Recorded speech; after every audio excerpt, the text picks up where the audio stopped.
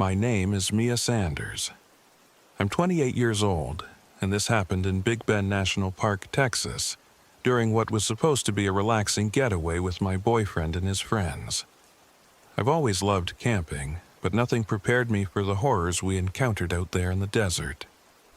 We arrived at the Chisos Basin campground in the late afternoon. The sun hung low, casting long shadows over the rugged cliffs. The drive had been grueling, with Lucas, my boyfriend, insisting on taking a winding, barely passable back road to add to the adventure. I was already on edge, but Lucas, always the thrill-seeker, laughed off my concerns. "It's part of the charm, Mia," he said, his signature grin on full display. Jordan, his best friend, rolled his eyes from the passenger seat of the RV. "Yeah, charm," he muttered, "like breaking down in the middle of nowhere.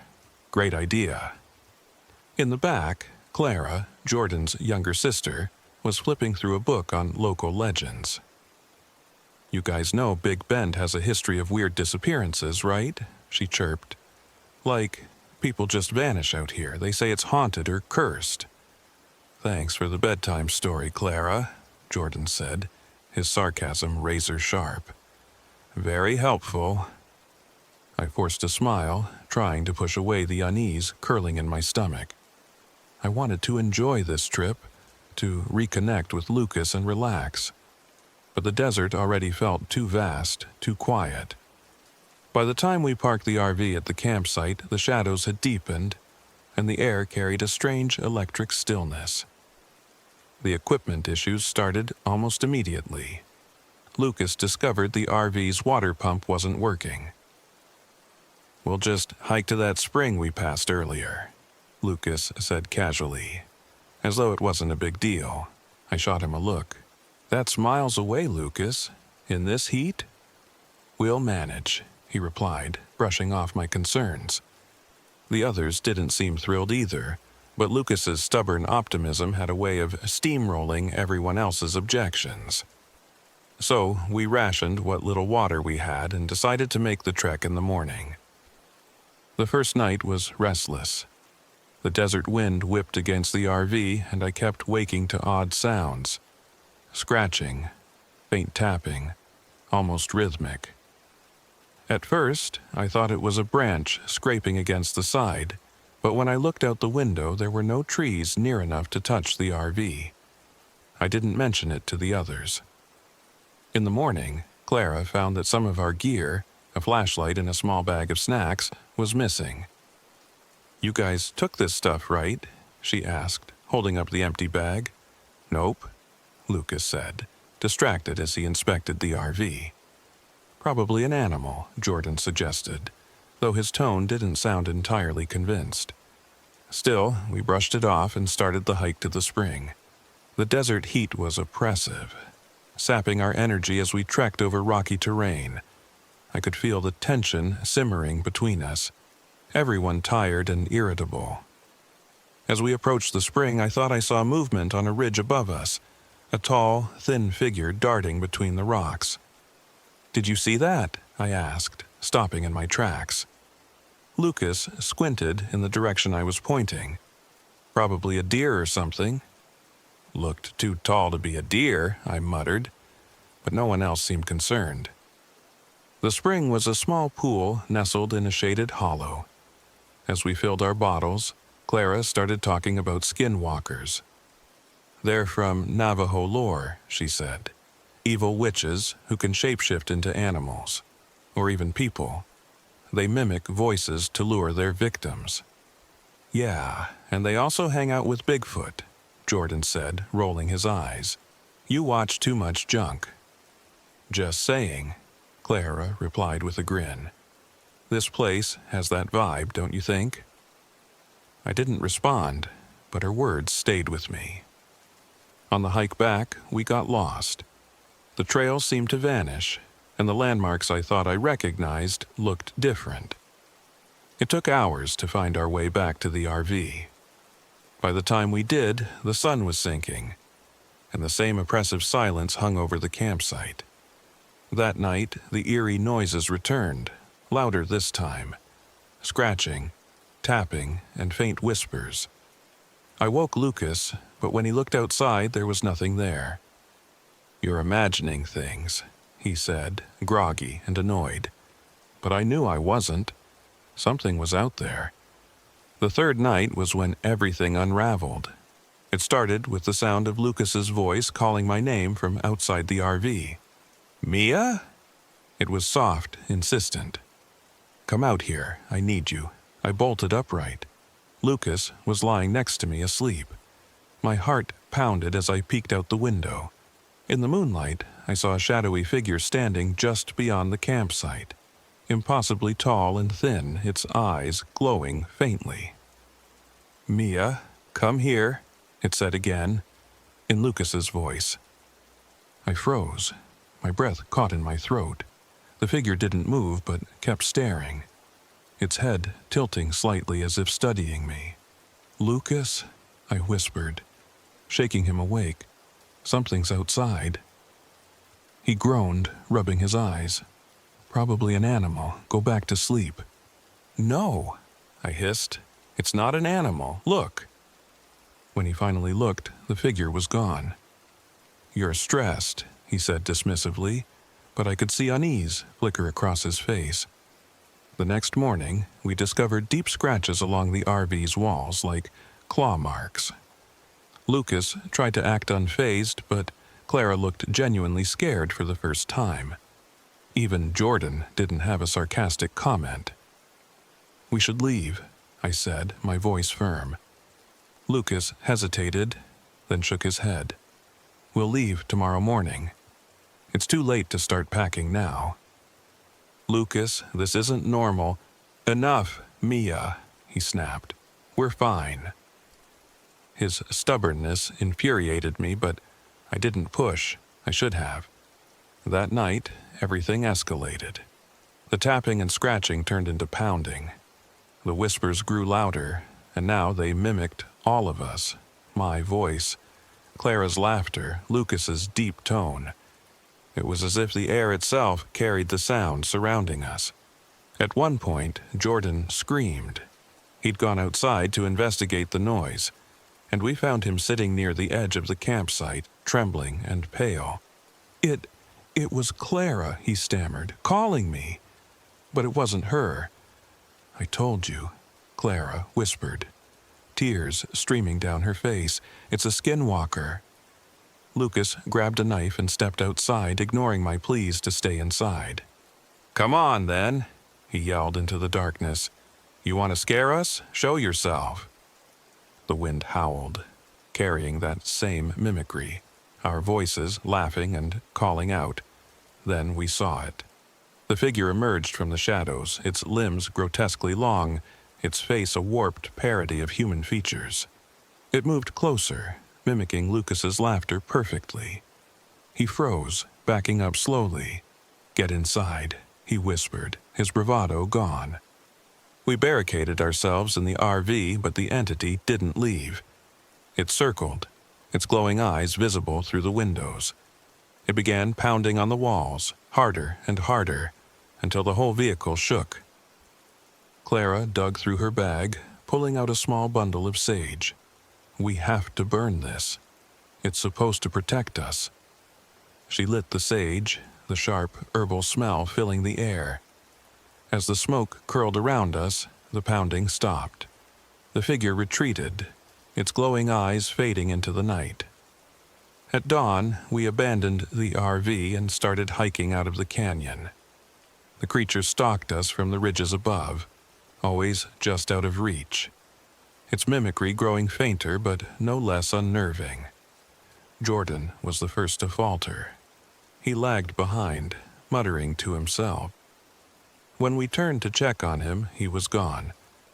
We called out for him, but all we heard was our own voices echoing back, warped and wrong.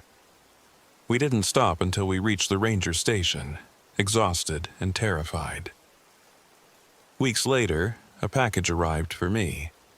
Inside was Jordan's camera, with footage of his final moments.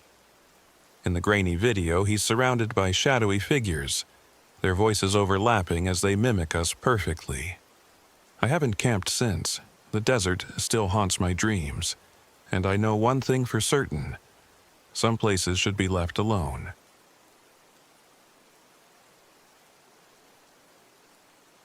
My name is Laura Weston, and I'm 34 years old.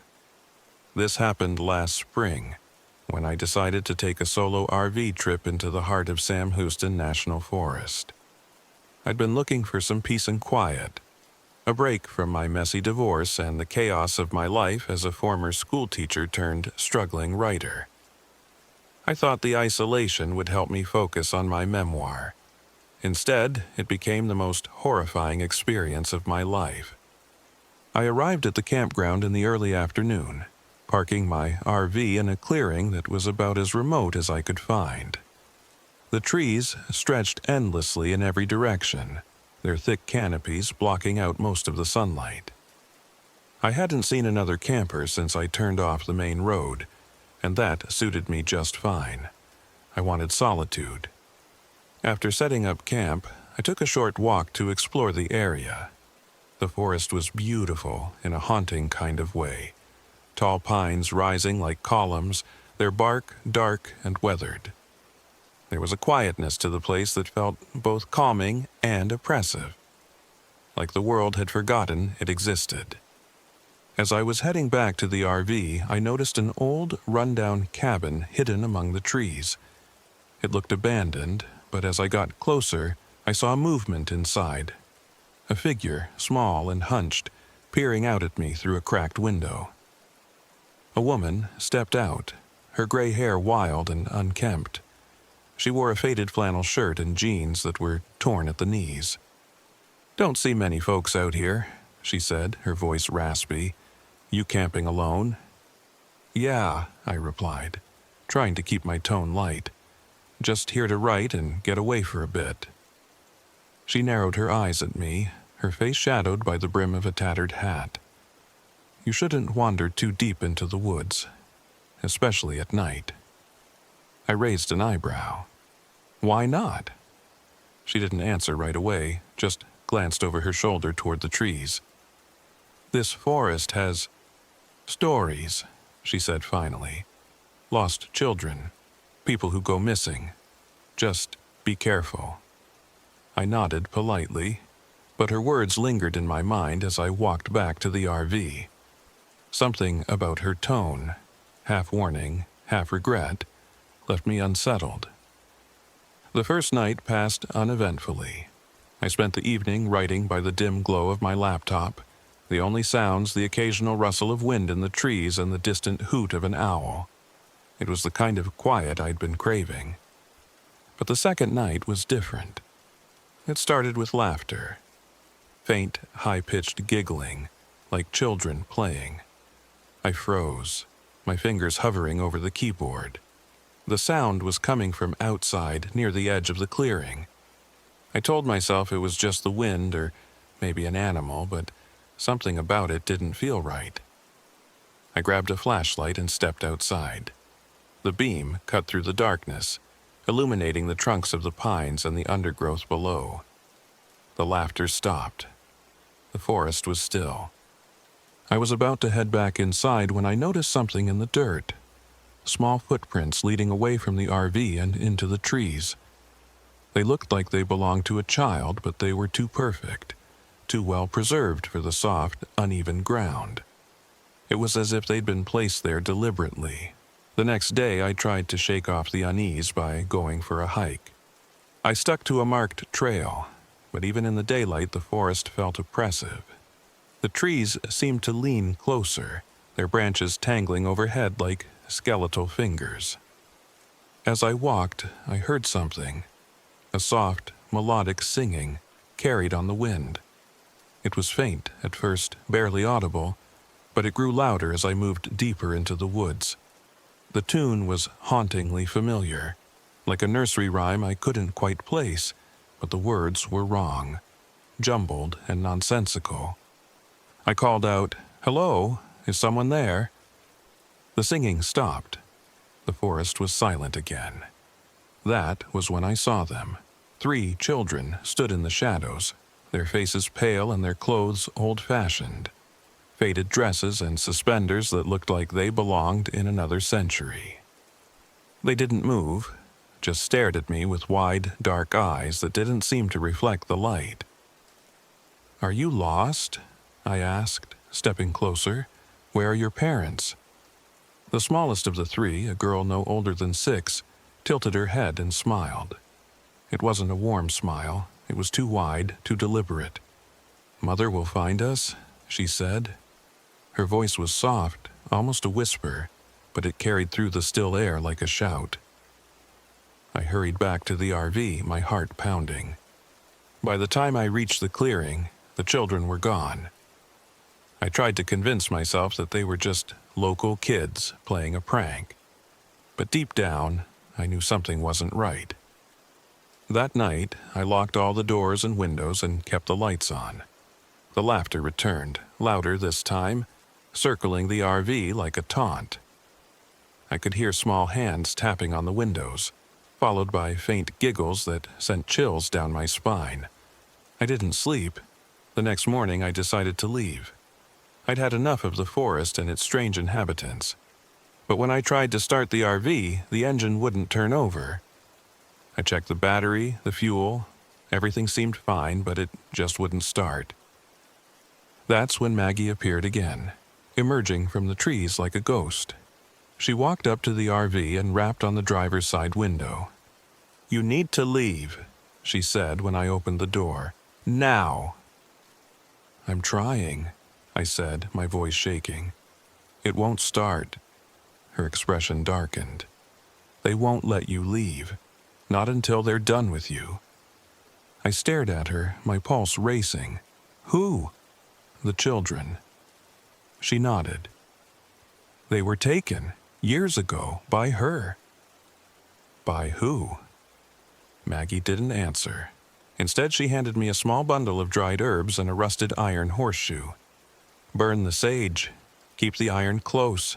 It's the only way to keep her at bay." That night, the children returned. This time, they didn't stay outside. I woke to the sound of footsteps inside the RV, small and deliberate, moving from one end to the other. My breath caught in my throat as I sat up, clutching the horseshoe Maggie had given me. "Mother wants you," a voice whispered, close to my ear. I turned, but there was no one there. The children's laughter echoed through the RV, joined by a low guttural hum that seemed to vibrate through the walls. Desperate, I lit the bundle of sage and waved it around, the smoke filling the small space. The laughter turned to screams, high and shrill, as the children's figures appeared and dissolved like shadows in the mist. But it wasn't over. The final confrontation came at dawn.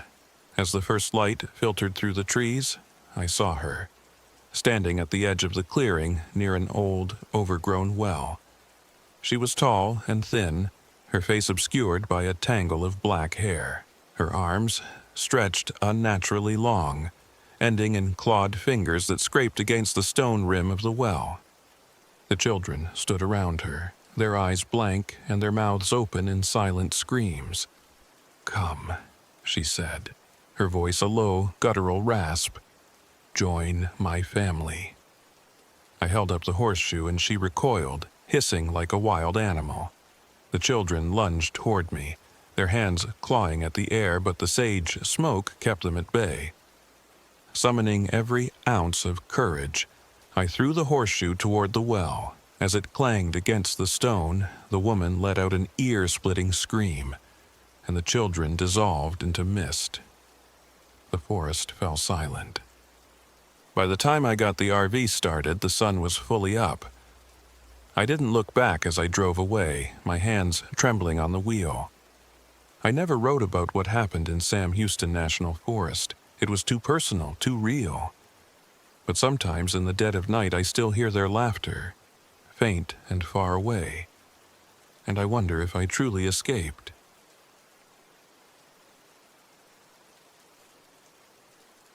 My name is Mark Hollis. I'm 42 years old, and this happened a few months ago when I was camping near Devil's Sinkhole State Natural Area in Texas. It was supposed to be a simple solo trip, a chance to rediscover my love for geology and shake off the lingering bitterness of my divorce. Instead, I encountered something that I can only describe as evil, and it changed the way I see the world and myself. I arrived at the park late in the afternoon, after a long and tedious drive over rocky backroads. My RV's tires groaned as I forced it through trails that probably weren't meant for anything larger than an ATV. By the time I reached the edge of the sinkhole, I'd bent a rim and lost an hour to backtracking when I took a wrong turn. Still, the view was worth it. The sinkhole stretched wide and deep in the rocky landscape, its black maw gaping under the pale Texas sky. The guidebook said it was 400 feet deep, and as I stood at the edge, staring into the void, I could believe it. Hundreds of bats emerged from the darkness, their wings slicing through the evening air like whispers of another world. I set up camp close by, just outside the official boundaries of the protected area. The no trespassing signs didn't bother me much. I wasn't planning to do anything destructive. I just wanted a good vantage point for studying the rock formations and maybe capturing some drone footage. It was the perfect spot for inspiration. Or so I thought. The first strange thing happened as I unpacked my gear. I'd brought a high-end drone to get detailed images of the sinkhole's interior, but it refused to power on. I'd charged it the night before, but now the battery was dead. When I swapped it for a spare, the drone buzzed to life, only to lose connection as soon as I tried to fly it over the sinkhole. "Damn, signal interference," I muttered, though I couldn't see anything nearby that might have caused it. I shoved the drone aside and grabbed my camera instead. As I set up my tripod, the bats began to swarm out of the sinkhole in greater numbers. I froze, staring as their flight pattern shifted into something unnervingly deliberate. For a moment, they seemed to form the shape of a hand, claws extended, before scattering into the twilight. I laughed uneasily, shaking off the feeling. "Just my imagination," I said out loud, though the words rang hollow. That night, as I lay in my RV, the silence felt heavy, almost oppressive. I was used to the stillness of remote camping, but this was different. It was too quiet, as though the desert itself was holding its breath. Then the noises started. At first, it was just a faint groaning sound, like the wind rushing through the canyon. But as I listened, the groan turned into something deeper, almost like a voice. It was low and guttural, resonating from the direction of the sinkhole. "Mark?" I sat up straight, my heart pounding. The sound was faint but unmistakable. It was my name. I grabbed my flashlight and stepped outside, scanning the area. The beam of light cut through the darkness, revealing nothing but rocks and dry scrub. Still, the voice lingered in the back of my mind, as though it had etched itself into my thoughts. I told myself it was just the wind, just my imagination. But I didn't sleep much that night. The next morning, I found something unusual near the edge of the sinkhole. Partially buried in the dirt was an old, weathered book. Its leather cover was cracked and faded, but the pages inside were intact, filled with strange symbols and passages in the language I couldn't recognize. It looked ancient, and as I flipped through it, I felt a strange unease settle over me. The symbols seemed to shift on the page, their shapes warping and twisting as though they were alive. I should have left it there, I should have walked away, but curiosity got the better of me. I brought the book back to the RV, intending to research it later. That evening, as the sun dipped below the horizon, the noises started again. This time, they were louder. "Mark!" The voice was clearer now, echoing from the direction of the sinkhole. It wasn't just a sound, it was a presence, heavy and malevolent. I stepped outside, clutching my flashlight, and froze. Near the edge of the sinkhole stood a figure. It was tall, impossibly tall, with horns that curved against the sky and eyes that glowed like embers. "Who's there?" I called, though my voice wavered. The figure didn't move. It just stood there, staring at me with those burning eyes. Then it raised one clawed hand and pointed to the book sitting on the RV's table. I backed away, my heart racing. The figure vanished as suddenly as it had appeared, leaving only the echo of its voice. "Mark." The next few hours were a blur of panic and confusion. The voice grew louder, now coming from all around me. Shadows moved in the corners of my vision, too quick to catch but too real to ignore. The RV's lights flickered wildly, plunging me into darkness before flaring back to life. Desperate for answers, I grabbed the book and began flipping through its pages. The symbols seemed to pulse, their shapes growing sharper and more menacing. My hands trembled as I tried to make sense of the cryptic passages, but the language was unlike anything I'd ever seen. Then the shadows became solid. Figures emerged from the darkness, their forms twisting and flickering like flames. They surrounded the RV, their eyes glowing red, their mouths whispering my name over and over. "Mark! Mark! Mark!" I couldn't take it anymore. I grabbed the book and ran outside, the cold desert air biting at my skin. The figures closed in, their whispers growing into a deafening roar. "What do you want?" I screamed, clutching the book to my chest. The towering figure appeared again, rising from the sinkhole like a shadow brought to life. Its voice boomed, shaking the ground beneath my feet. "You disturbed my domain," it said, its words cutting through the chaos like a blade. "You brought the book. You must pay the price." Its clawed hand reached for me, and I stumbled back, my mind racing. Then I remembered something. A line from an old myth about curses and spirits. Burn the tether, and the curse will break. I didn't know if it would work, but I didn't have a choice. I grabbed my lighter, flicked it on, and held the flame to the book. The pages ignited, the fire spreading quickly as the symbols writhed and twisted in agony. The figures screamed, their forms dissolving into smoke as the book burned. The towering entity howled, its voice shaking the air before vanishing into the darkness. When it was over, I collapsed to the ground, trembling and gasping for breath. The desert was silent again, the oppressive weight lifted. I didn't wait for dawn. I packed up what I could and left the park, abandoning the RV when it refused to start. I don't know what I encountered at Devil's Sinkhole, but I'll never forget it. The images from that trip, the ones I managed to recover, show things I can't explain. Shadows that shouldn't be there. Shapes that defy reason. I've shared my story with a few people, but most don't believe me. Maybe I don't want them to. Some truths are better left buried.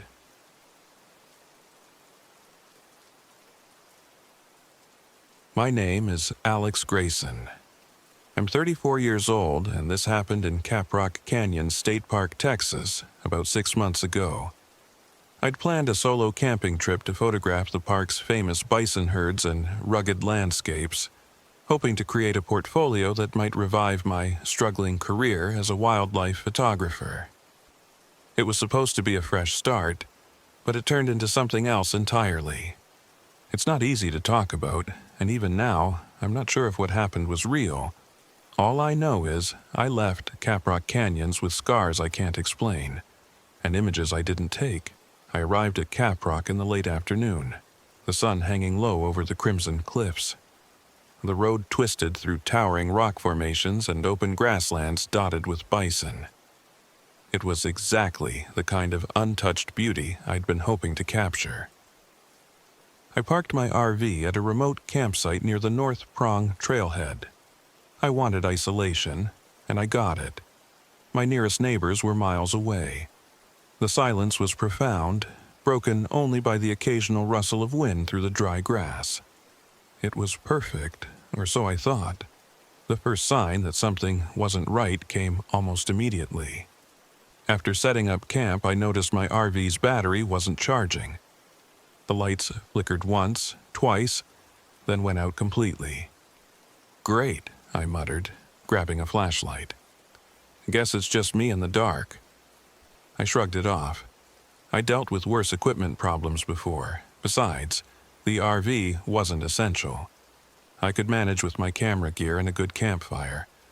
But as I sat outside that evening, the fire casting long shadows across the red rocks, I had the distinct feeling I wasn't alone. It started with the footsteps. Soft, deliberate, circling just beyond the edge of the firelight. I held my breath, listening, but saw nothing when I shone the flashlight into the darkness.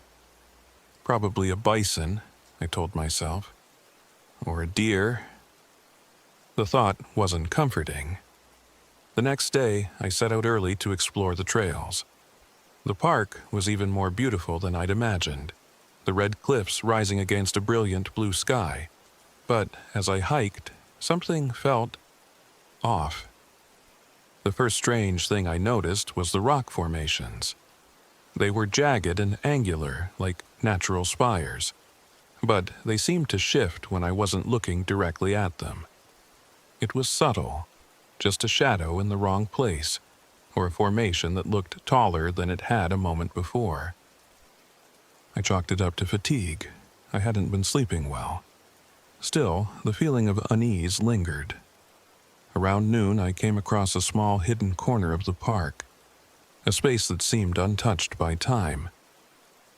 There was an old, weathered plaque near the base of a cliff.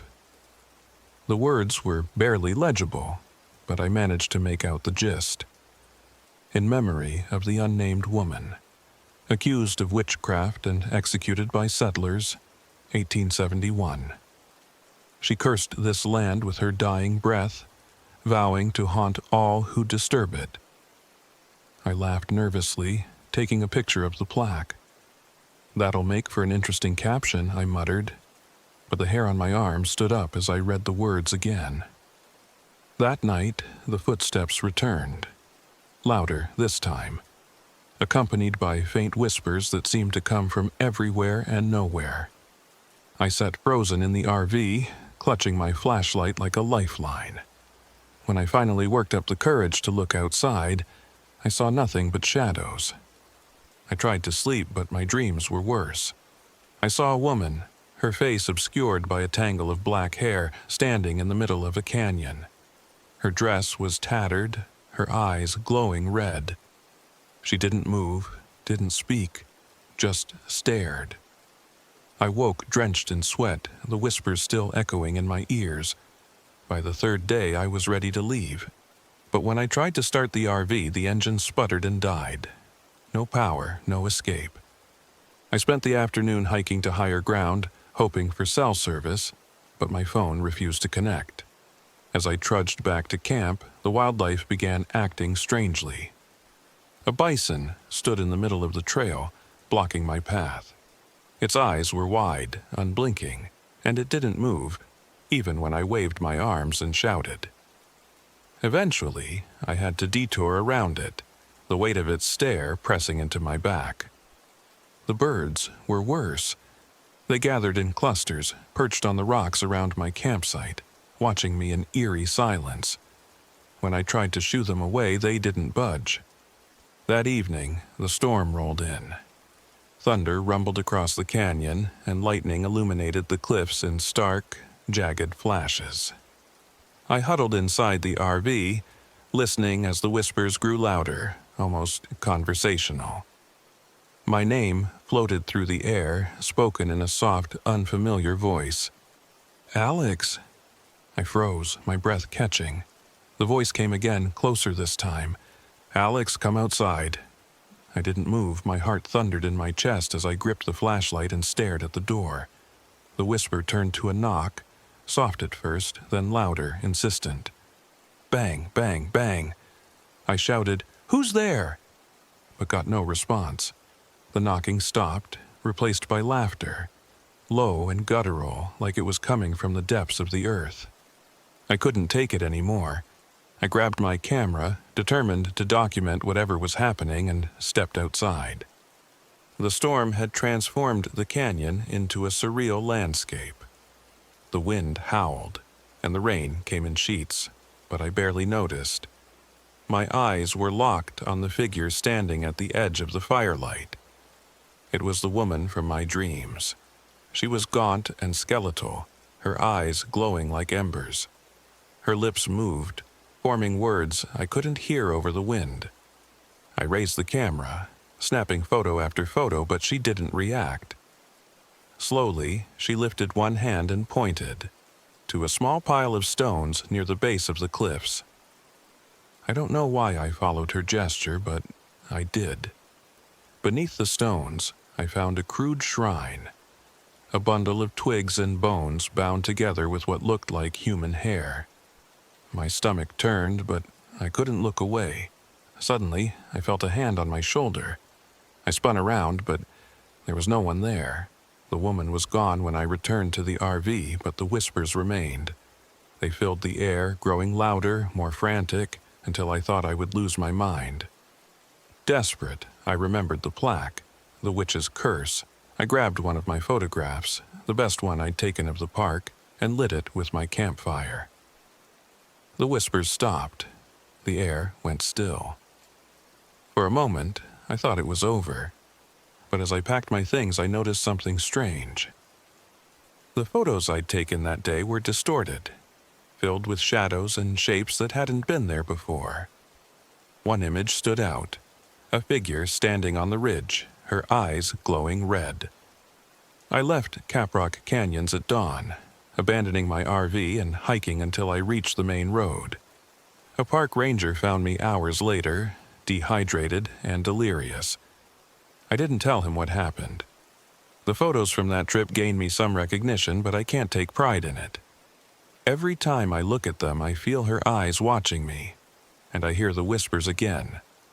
I haven't been back to the canyons, and I never will. Some places are better left forgotten.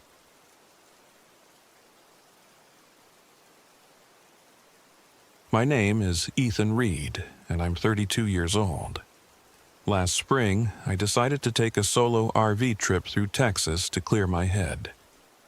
This happened in Devil's Sinkhole State Natural Area, a remote place I chose because it sounded like the perfect spot for solitude and inspiration.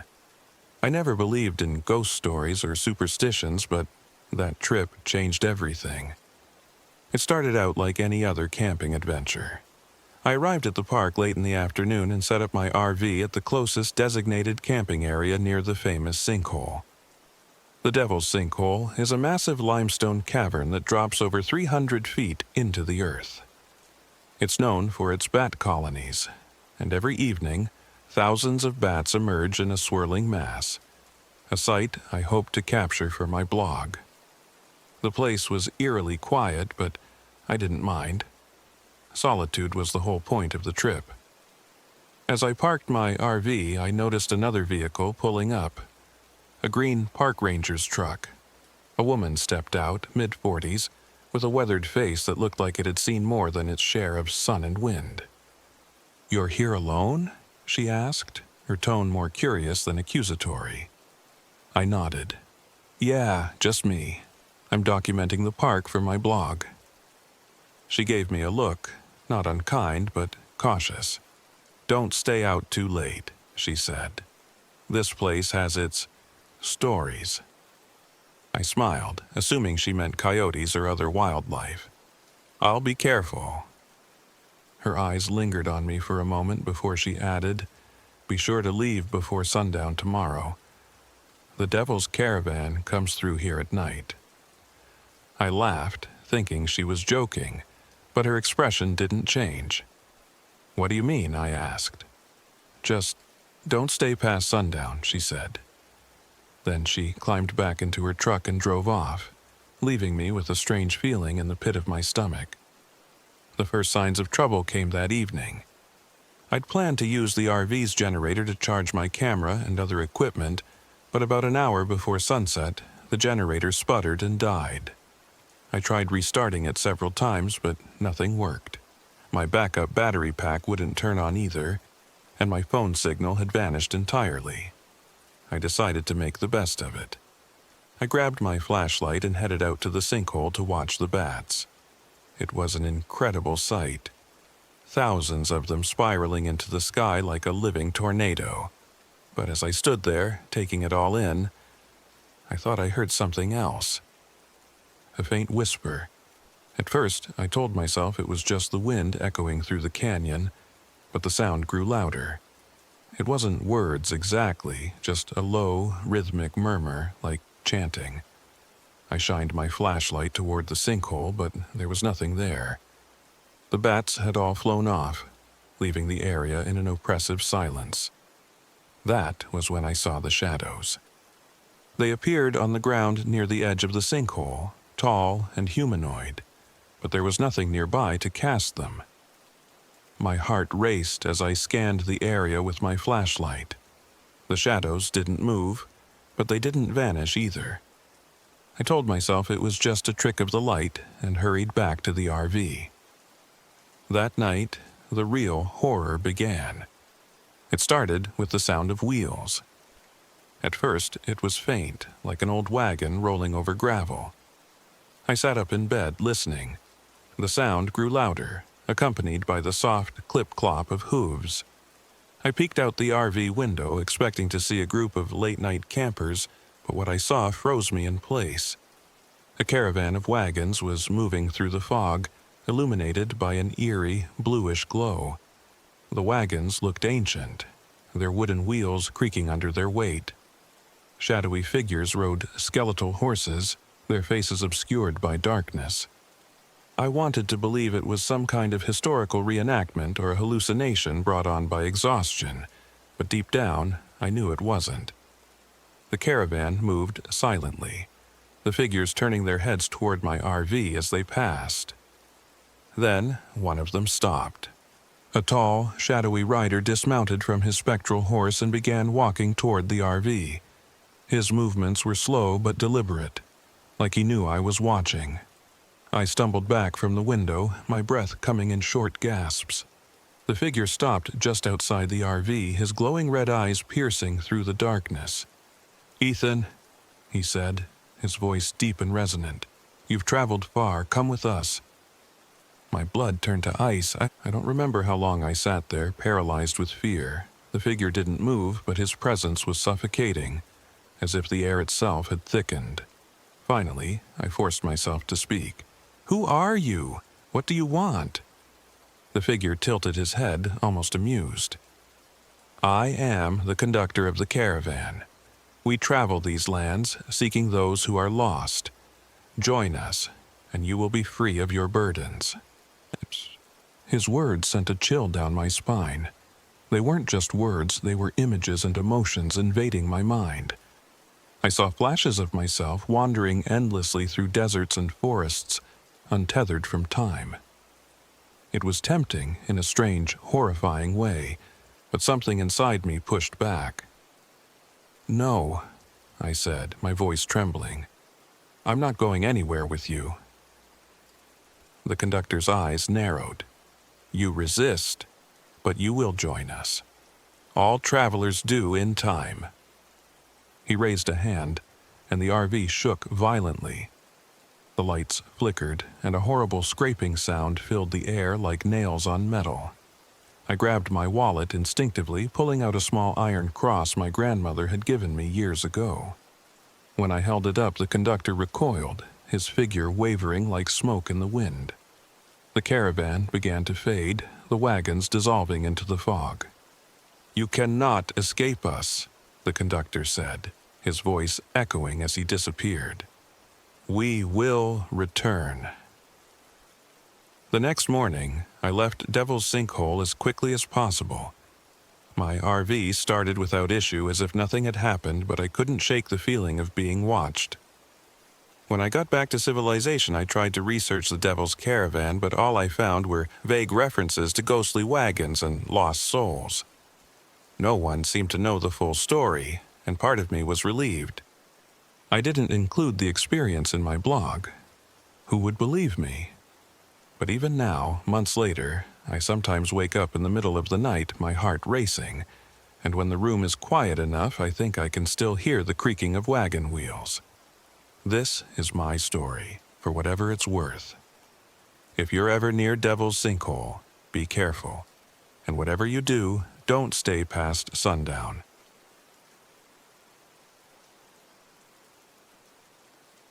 My name is Claire Evans, and I'm 33 years old. This happened last summer, during what I thought would be just another adventure to fuel my travel blog.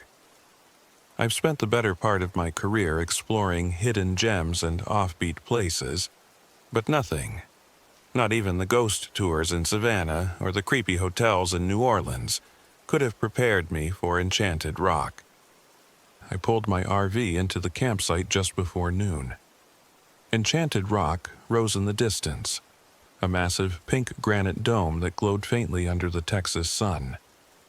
I'd been here once as a kid, but I couldn't remember much beyond the climb and my mom yelling at me to stay close. This time, I was alone, and I planned to capture every bit of its beauty. After parking in a secluded spot, I grabbed my camera and gear, excited to scout the area. The plan was simple. Hike to the summit, take some photos, and interview a few locals about the legends. The place had plenty of them. Ancient curses, ghostly sightings, and strange disappearances. Perfect fodder for a post that would rake in clicks.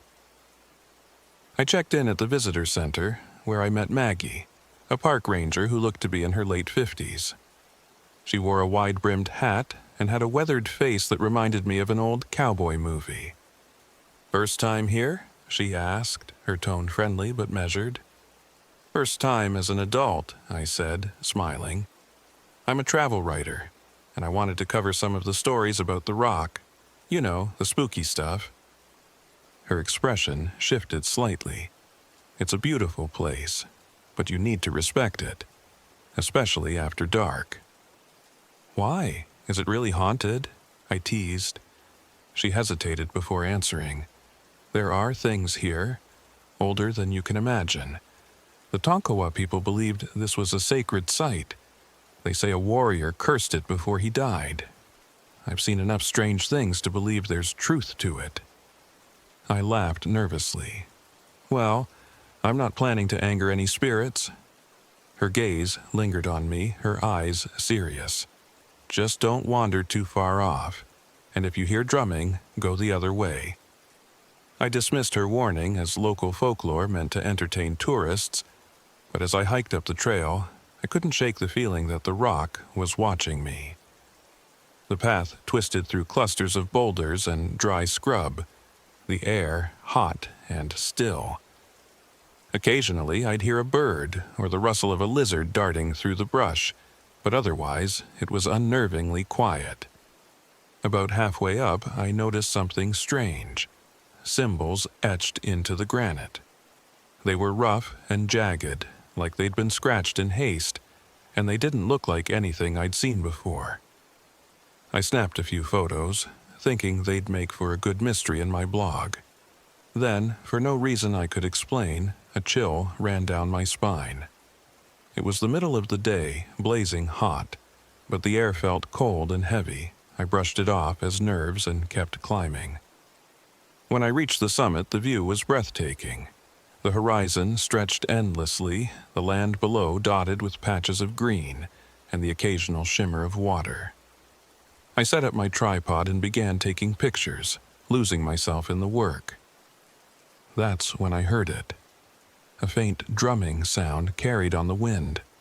I froze, my heart thudding in my chest. It wasn't loud, just a low, steady rhythm, but it seemed to come from all around me. "Maggie was just trying to spook you," I muttered, shaking my head. But the sound didn't stop. If anything, it got louder, more insistent. I packed up quickly and started back down the trail, my nerves on edge. The shadows seemed darker now, the shapes of the rocks more menacing. I told myself I was imagining things, that there was a rational explanation for the sound. Maybe someone was drumming at the base of the rock, but deep down, I knew better. That night, I stayed in my RV, editing the photos I'd taken. They were stunning, capturing the eerie beauty of the landscape perfectly. But when I scrolled through the shots of the summit, I stopped cold. In one of the pictures, taken at the edge of the overlook, there was a figure. It was faint, barely visible, but unmistakably there.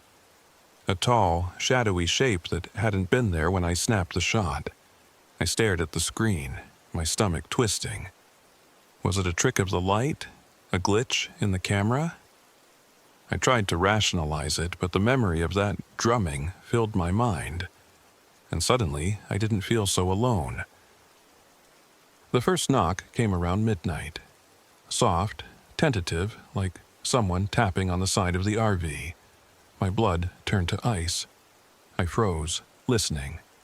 It came again, louder this time, followed by a scraping sound, like nails dragging across metal. Grabbing a flashlight, I moved to the window and peered outside. The campsite was empty. Nothing but shadows and the faint outline of the trees. Then I saw it. Etched into the side of the RV, the same symbol I'd seen on the rock earlier that day. My hands trembled as I stepped back, my mind racing.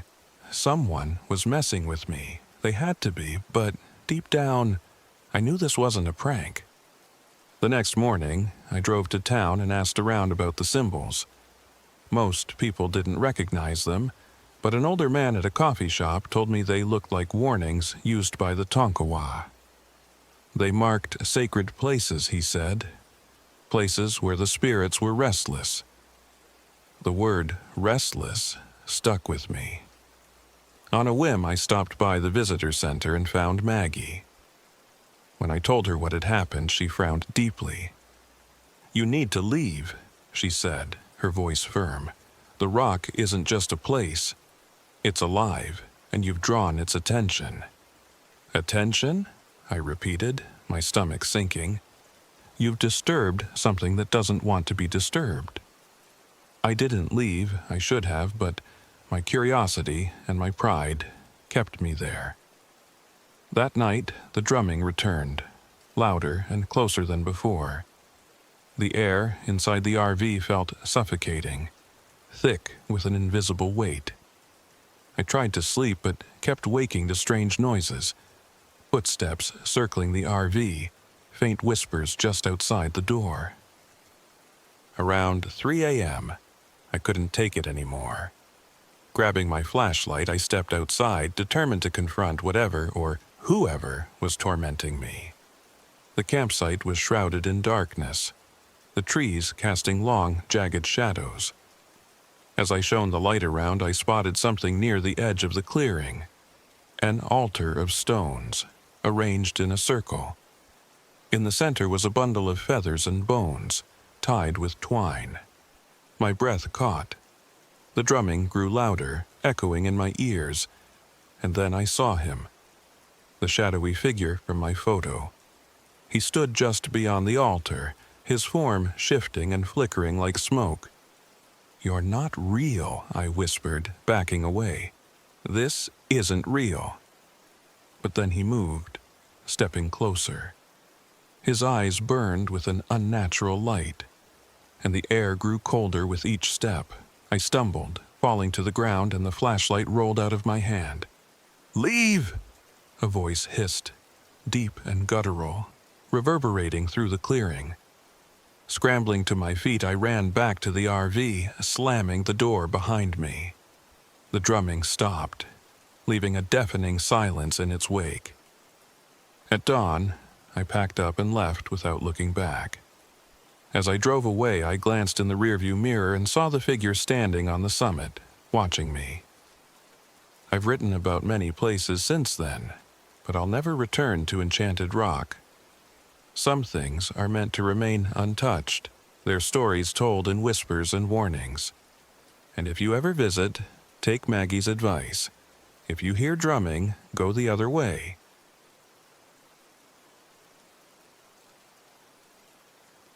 My name is Megan Torres, and I'm 30 years old. This happened in October of last year, and even now, I can barely bring myself to think about it. I don't know why I suggested Devil's Backbone for that camping trip. Maybe it was the thrill of the unknown. Maybe just the lure of a good story. Whatever the reason, it's a decision I'll regret for the rest of my life. It started as an innocent idea. I was scrolling through articles about haunted places in Texas and stumbled upon Devil's Backbone, a winding ridge in the hill country infamous for ghost sightings and eerie legends. I thought it'd make the perfect backdrop for a weekend camping trip. As a photographer, I couldn't resist the idea of capturing the misty trails and shadowy landscapes.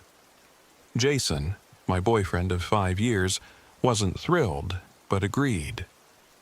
"This is just another one of your spooky obsessions," he teased as we loaded the RV. At 32, Jason prided himself on being the skeptic, the grounded one.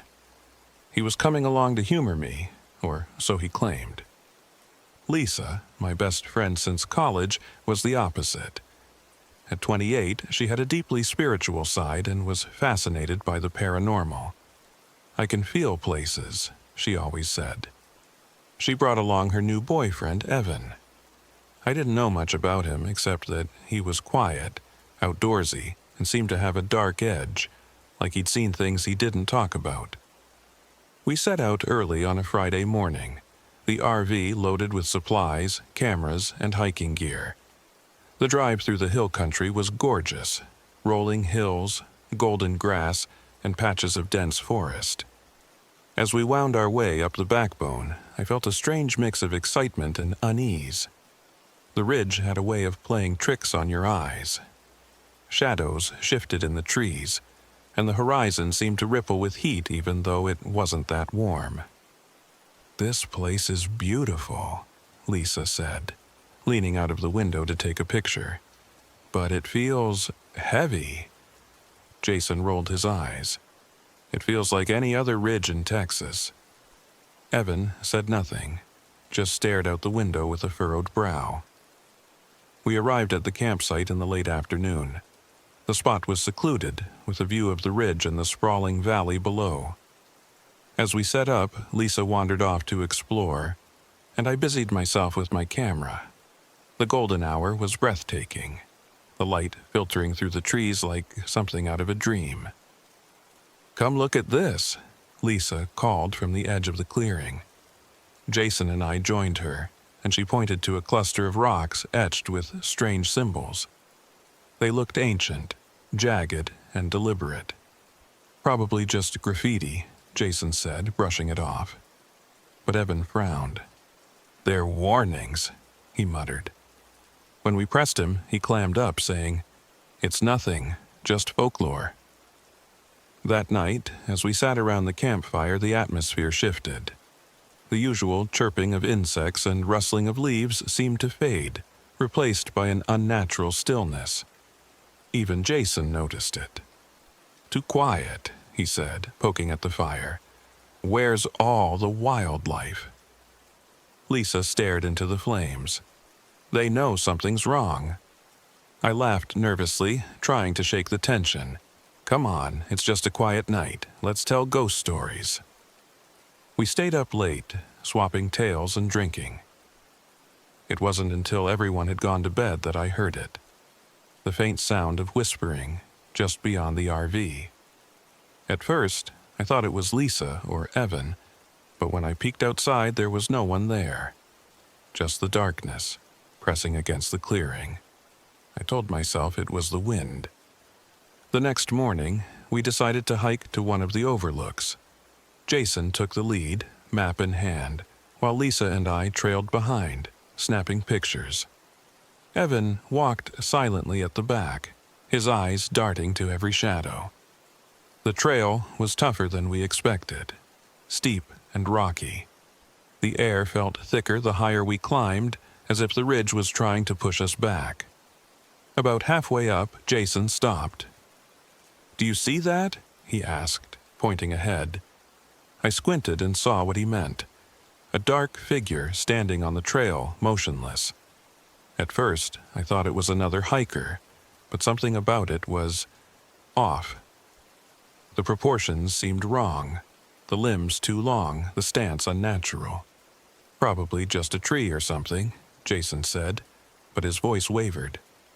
As we got closer, the figure was gone. The trail ahead was empty. Lisa grabbed my arm. "I don't like this. We should go back." "We're almost at the top," Jason said, forging ahead. "It's fine." We reached the overlook just as the fog rolled in, thick and sudden. The valley below disappeared into a sea of white. I took out my camera, hoping to capture the eerie beauty, but my hands were shaking. The atmosphere was oppressive, like the ridge itself was watching us. As we descended, Jason veered off the trail, saying he saw something he wanted to check out. We waited for him, but when he didn't come back, panic set in. Lisa started calling his name, her voice echoing into the fog. When Jason finally reappeared, he was pale and disoriented. "I was only gone for a minute," he said, but according to my watch, he'd been missing for nearly an hour. That night, everything unraveled. The RV's generator failed, leaving us in darkness. Jason's phone glitched, the screen flickering before dying completely. Lisa was pacing, muttering about the symbols and how they'd felt like a warning. Evan sat by the fire staring into the flames, his face tense. "I need to tell you something," he said finally. His voice was low, almost a whisper. "When I was a kid, my brother and I camped near here. He heard something calling his name in the woods and went to check it out. We found him the next morning, but he wasn't whole. We moved away after that." Lisa's eyes widened. "You think it's the same thing?" Evan nodded. "The locals say it's a skinwalker. It mimics voices, draws people in, and feeds on their fear." Jason scoffed. "Come on, Evan. You're seriously buying into this?" But then the whispers started again, louder this time, circling the RV. Lisa froze, her face pale. "That's my voice," she said. "It's calling my name." I grabbed a flashlight and stepped outside, my heart pounding. The beam cut through the darkness, but the whispers didn't stop. They grew louder, more insistent. Then I saw it. A figure standing at the edge of the clearing, its body twisted and wrong. Its face was featureless, but its eyes glowed faintly in the dark. I stumbled back inside, locking the door. "We're not safe here," I said, my voice shaking. "We need to leave." We decided to hike out at dawn, leaving the RV behind. But the ridge had other plans. As we made our way down the trail, the fog thickened and the whispers grew louder. At one point, Jason swore he saw Lisa up ahead, even though she was right next to me. He ran toward the figure, ignoring our shouts, and disappeared into the mist. When we found him, he was bleeding from shallow cuts across his chest, his clothes torn. He couldn't explain what had happened. Evan lit a makeshift torch, using it to keep the creature at bay as we pressed on. He whispered something under his breath. Prayers, maybe, or chants, and the whispers seemed to falter. When the trail finally opened up onto the road, I felt a wave of relief. But as I turned back, I saw it one last time. A shadowy figure standing on the ridge, watching us. We made it out alive, but none of us were the same. Jason stopped dismissing the supernatural, but he doesn't talk about what happened. Lisa refuses to camp anymore, and Evan moved back to the city, far from any wilderness.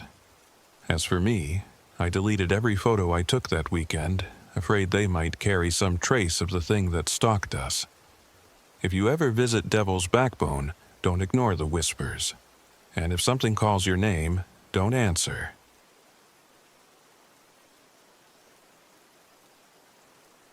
My name is Ethan Mallory, and I'm 38 years old. This happened about 6 months ago, though it feels like yesterday.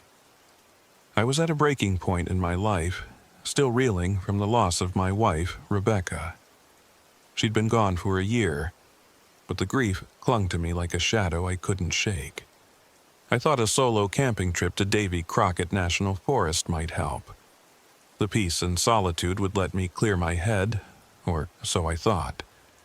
The forest was stunning. Towering pines stretched endlessly toward the sky, their branches forming a canopy that filtered the sunlight into soft golden beams. I pulled my RV into a remote campsite, far from the busier areas. Solitude was what I needed. I didn't want kids on bikes zipping past or couples chatting around their campfires. Just me, the trees, and the open air. After setting up camp, I decided to take a short walk and familiarize myself with the area. The forest was alive with sound. The rustle of leaves, the chirping of birds, and the occasional creak of a swaying tree. It was peaceful, exactly what I'd hoped for. But as I ventured deeper, a strange unease settled over me. The air felt heavier, the shadows darker. I shrugged it off and headed back to the RV before nightfall. Later that evening, as I sat by my campfire, I heard a voice behind me. Beautiful night, isn't it? Startled, I turned to see an older man standing just outside the firelight. He looked to be in his 70s, with a wiry frame and a face weathered by years of outdoor living. "Didn't mean to scare you," he said, stepping closer. "Name's Klein. I live near the forest's edge." "Ethan," I replied, shaking his hand. We chatted for a bit, mostly small talk about the forest and camping. Then, out of nowhere, he said, "You hear the whispers yet?" I frowned. "Whispers?" He nodded, his expression serious. "The pines. They talk to some folks, most don't listen, but those who do, well, they don't always make it back." I chuckled nervously, unsure if he was joking or just trying to spook me. "I'll keep that in mind." "Do more than that," he said. "If you hear something calling your name, don't follow it. And whatever you do, don't stay out after dark." With that, he tipped his hat and disappeared into the trees, leaving me alone with a fire that suddenly felt far too small. That night, I lay awake in the RV, Klein's words replaying in my mind. The forest outside was silent except for the occasional rustle of leaves. And then, just as I was drifting off, I heard it.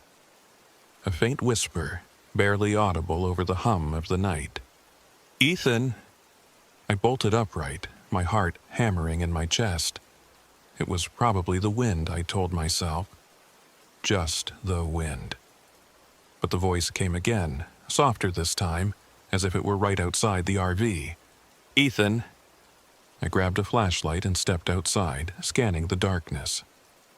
The forest was still, the trees casting long, eerie shadows in the moonlight. I saw nothing, but the whispering continued, circling me, always just out of reach. Forcing myself to breathe, I retreated to the RV and locked the door. It was a long time before I fell asleep. The next day, I decided to explore deeper into the forest, hoping to shake the uneasy feeling from the night before. The sunlight filtering through the pines was reassuring, and I soon found myself lost in the beauty of the trails. About an hour in, I came across a narrow, overgrown path I hadn't seen on the map. It was marked by strange symbols carved into the bark of the trees, circles, lines, and jagged shapes that didn't look random. Against my better judgment, I followed the trail. The further I went, the quieter the forest became. No birdsong, no rustling leaves. Just an oppressive silence that pressed down on me like a weight. Then I heard the whispers again. "Ethan, help me." I froze. It was Rebecca's voice, clear and unmistakable. My throat tightened and I spun around, searching for the source. Nothing. Just the endless trees. "Ethan!" The voice was closer now, pleading, "Please!" I stumbled forward, desperate to find her even though I knew it couldn't be real. Rebecca was gone. I'd seen her buried. And yet, her voice was here, drawing me deeper into the forest. I don't know how long I wandered before I found the cabin. It was old, its wooden walls warped and rotting, half hidden among the trees. I approached cautiously, the whispers swirling around me like a sinister wind. Inside, the air was stifling. The walls were covered in carvings similar to the symbols I'd seen on the trees, but these were more intricate, almost ritualistic. In the corner, I found a tattered journal. The pages were filled with frantic scrawls describing voices, shadows, and people who'd vanished without a trace. "They lure you in," one entry read. "They make you see what you want to see, hear what you want to hear. Don't follow them. Don't listen." A creak behind me sent a jolt of terror through my body. I spun around, but the doorway was empty. The whispers, however, were louder now, more insistent. "Ethan? Come back to me." Rebecca's voice. I ran from the cabin, my heart pounding.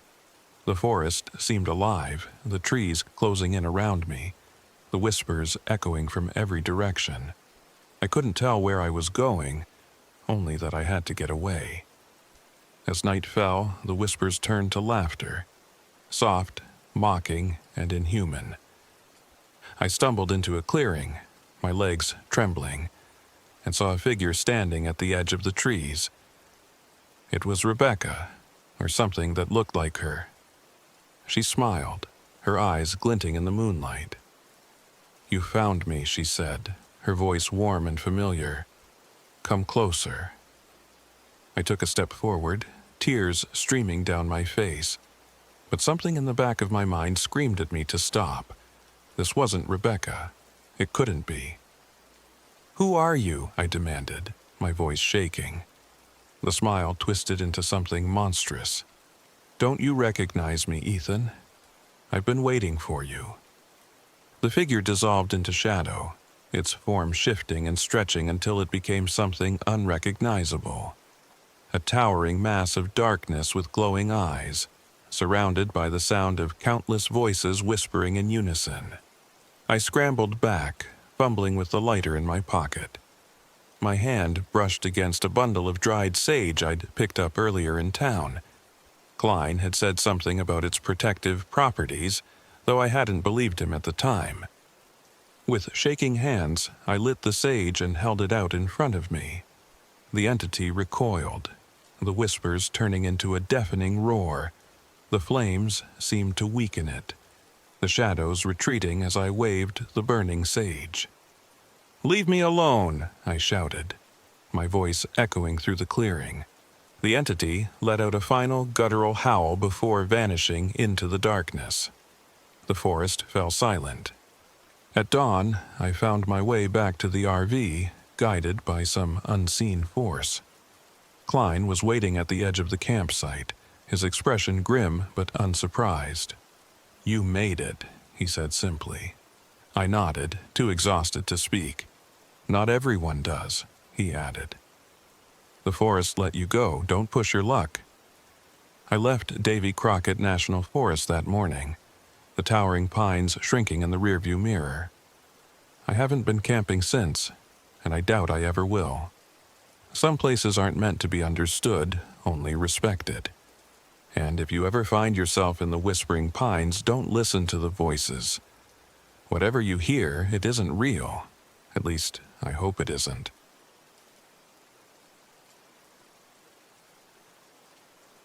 My name is Ryan Fields, and I'm 39 years old.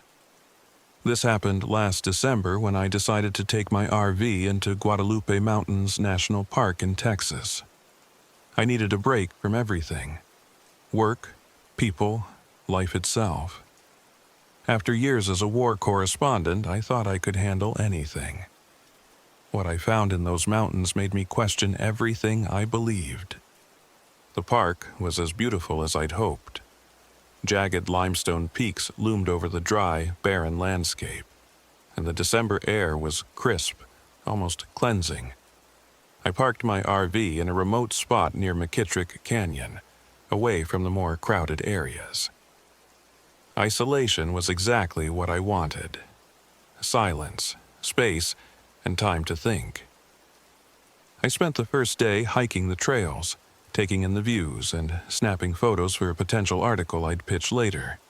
The emptiness was striking.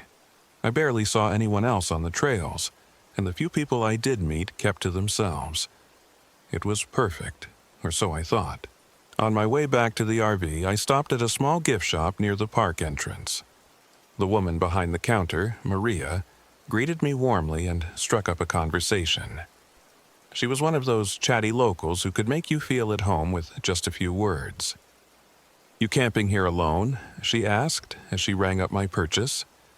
"Yeah," I said, looking for some peace and quiet. Her smile faltered. "You're brave, I'll give you that." "What do you mean?" She glanced out the window as if checking for something. "You ever hear about the Devil's Grin?" I shook my head, curious but skeptical. "Let me guess, a ghost story?" Her expression darkened. "Not exactly. It's an old legend around these parts. Folks say there's something in these mountains, something that feeds on people's fears. You see a tall figure with a grin too wide for its face, leave, right then and there."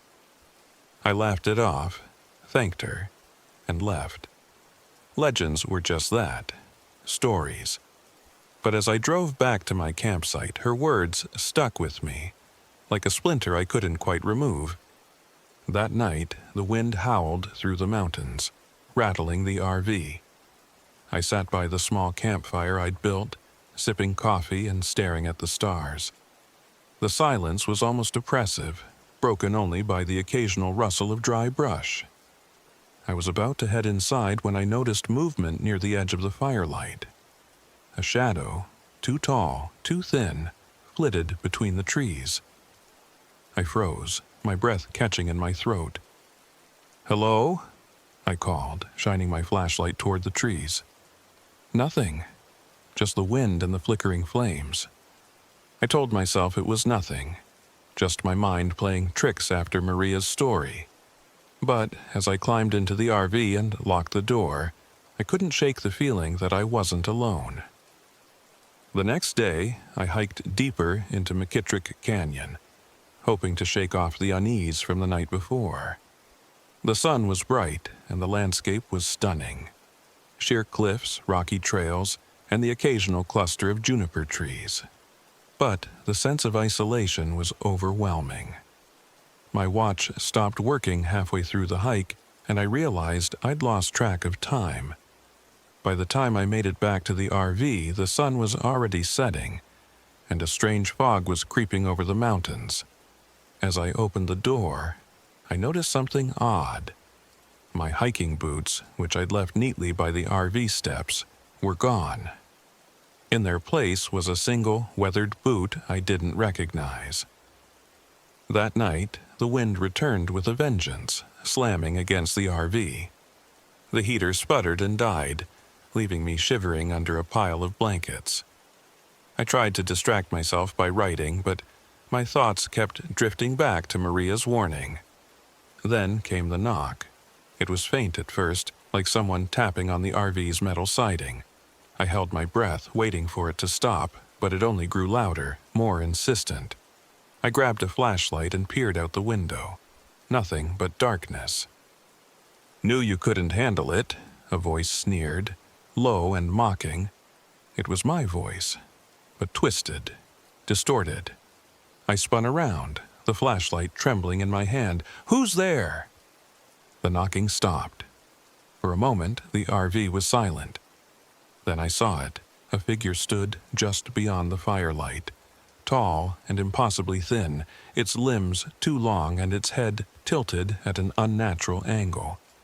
Its grin stretched across its entire face, impossibly wide, as if someone had carved it into its skin. Its glowing eyes locked onto mine, and I felt a wave of cold terror wash over me. I blinked, and it was gone. The next morning, I found scratches on the RV door, deep and jagged. I tried to tell myself it was an animal, but deep down I knew better. I decided to leave, but when I tried to start the RV, the engine had sputtered and died. The battery was drained, despite being fully charged the day before. My phone was dead too, though I'd charged it overnight. Panic set in. I packed a bag and started hiking toward the nearest trailhead, but no matter which path I took, I kept ending up back at the RV. It was as if the mountains themselves were conspiring to trap me. As night fell, the whispers started. They were faint at first, just a low murmur on the wind. But soon they grew louder, forming words. My words.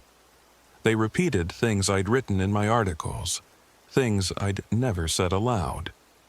Then they changed, mocking me, twisting my thoughts against me. "You couldn't save them," one voice said, echoing the guilt I'd carried since my time as a correspondent. "You're a coward," another sneered. "Running away won't fix anything." I covered my ears, but the voices only grew louder, more insistent. Desperate and broken, I returned to the campfire, hoping the flames would keep whatever it was at bay. The grinning figure emerged from the shadows, its movements jerky and unnatural. "Why are you doing this?" I shouted, my voice cracking. The figure tilted its head, its grin widening. "You did this to yourself," it said, its voice a distorted mix of my own and others I didn't recognize. It stepped closer, and the fire seemed to dim, the air growing colder. I could feel my mind unraveling, my grip on reality slipping. The entity showed me visions of the people I couldn't save, their faces twisted in anguish. It fed on my guilt, my fear, my despair. Then I remembered Maria's words, "Leave." Right then and there, I grabbed my notebook, the source of my pride, my ambition, and threw it into the fire. The flames roared to life, and the figure let out a guttural shriek, retreating into the shadows. The whispers faded, replaced by an eerie silence. When dawn broke, the RV started as if nothing had happened. I didn't question it. I drove out of the canyon without looking back. I wrote about the trip, but I left out the supernatural details, chalking it up to altitude sickness and overwork. Still, the memory lingers, and every now and then I catch a glimpse of that grin in my dreams. Some legends aren't meant to be tested.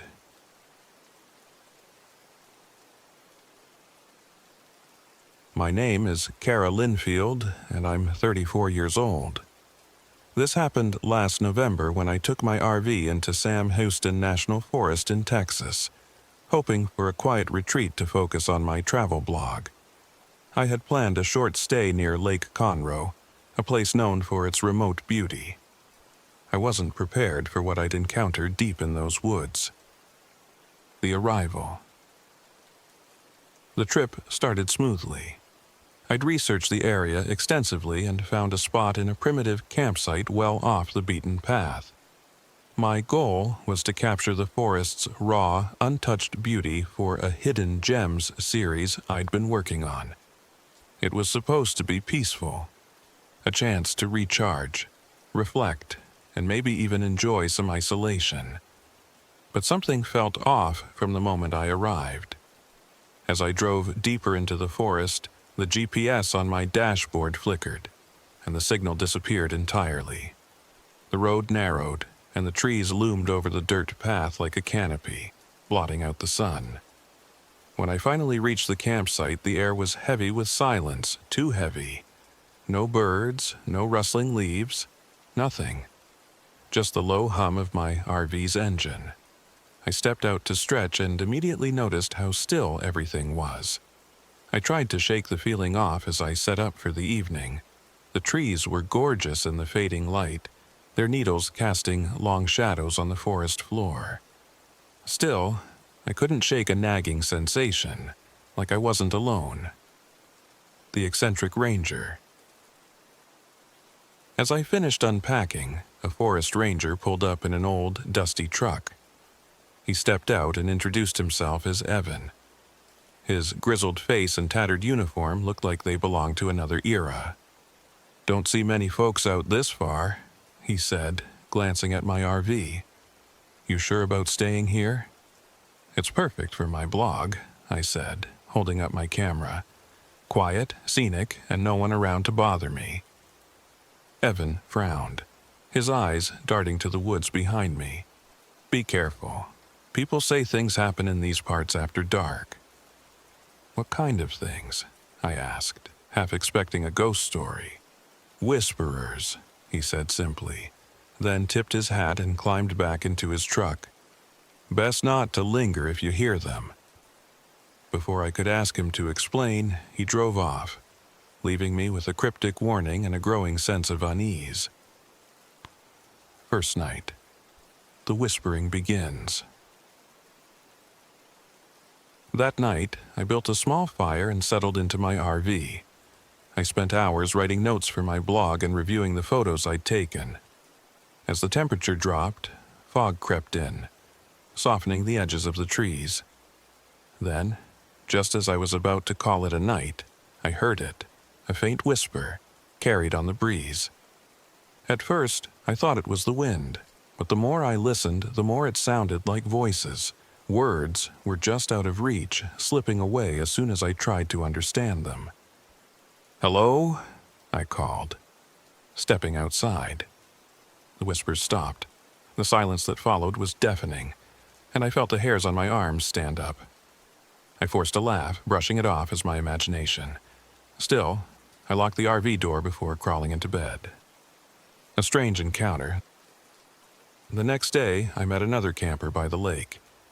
Maddie, a cheerful woman in her late 20s, was the first person I'd seen since arriving. She seemed eager to talk, but kept glancing nervously at the woods. "Did you hear anything last night?"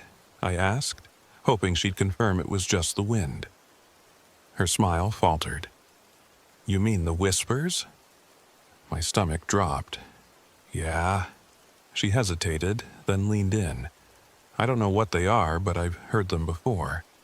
Last time I left before it got worse." "Worse?" I asked. But Maddie just shook her head and hurried back to her campsite. By the time I returned from my hike that afternoon, she was gone. Things go missing. That evening, the whispers returned, louder this time. I tried to ignore them, focusing instead on editing photos, but then I noticed something strange. My flashlight, which I'd left on the counter, was gone. I searched the RV, growing more frustrated by the second, until I spotted it, outside, sitting neatly on a tree stump about 10 yards away. I froze. I hadn't put it there.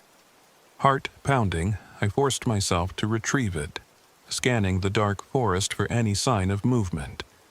There was none, but the feeling of being watched was overwhelming. The whisperers revealed themselves. By the third night, I was unraveling. The whispers weren't just noise anymore, they were forming words. My name, my thoughts. Fragments of memories I hadn't spoken aloud in years. "Kara," they murmured. "Come closer." They sounded like my father, who died when I was a teenager. "You're just tired," I told myself. But my reflection in the RV's window didn't look convinced. As I paced the cramped space, the RV lights flickered, and the whispers grew louder, more insistent. Then I saw it. A shadow moving just beyond the firelight. It was humanoid but elongated, with limbs that seemed to bend the wrong way. I snapped a photo out of instinct. The flash illuminated the forest, and for a split second I saw it, pale, hollow-eyed, and grinning. Descent into madness. I barricaded myself inside the RV, trembling as the whispers surrounded me. They mimicked voices now, Maddie's, Evan's, even my own. "Kara, help me," one said, sounding just like Maddie. The walls seemed to close in and I could barely breathe. Every time I looked out the window, the shadows moved closer, the figures multiplying. They scratched at the doors, their voices layering until it was an unholy cacophony. I tried starting the RV, but the engine wouldn't turn over. The GPS was dead. My phone was useless. The escape. At some point, I stopped thinking. Survival instincts took over. I grabbed my camera and a flashlight, threw open the door, and ran. The whisperers didn't chase me, not at first. They waited, their voices guiding me deeper into the woods, disorienting me until I realized I was lost. When they finally showed themselves, I nearly collapsed. Their forms were ever-changing, human one moment, monstrous the next.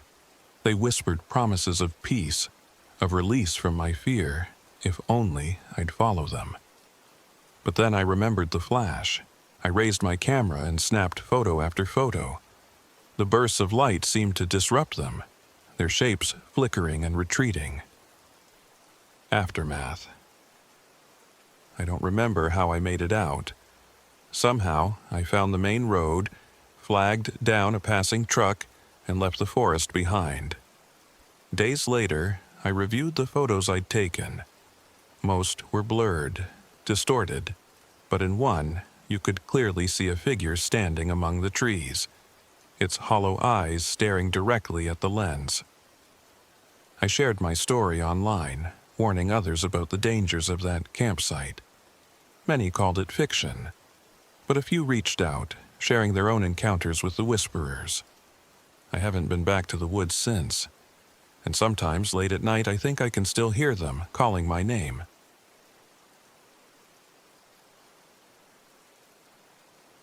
My name is Emma Wells, and I'm 29 years old. This happened last October, when I joined my two closest friends for what was supposed to be a simple camping trip in Big Bend National Park. At the time, it seemed like the perfect way to escape the noise of the city. Instead, it became the most terrifying experience of my life, one that still haunts me every time I close my eyes. It started with Jake, of course. He was 32, a thrill-seeker to his core, always itching for the next adventure. Big Bend is practically made for us, he'd said over the phone, pitching the idea like a salesman. Hiking, stargazing, legends of ghosts and skinwalkers. It's got everything. Sam, the oldest, at 31, was reluctant from the beginning. As a park ranger from another state, he had a respect for the wilderness that Jake never seemed to grasp. "This isn't some controlled trail in a state park," Sam warned. "If we're not careful, the Chisos Basin will chew us up and spit us out." I should have listened to him.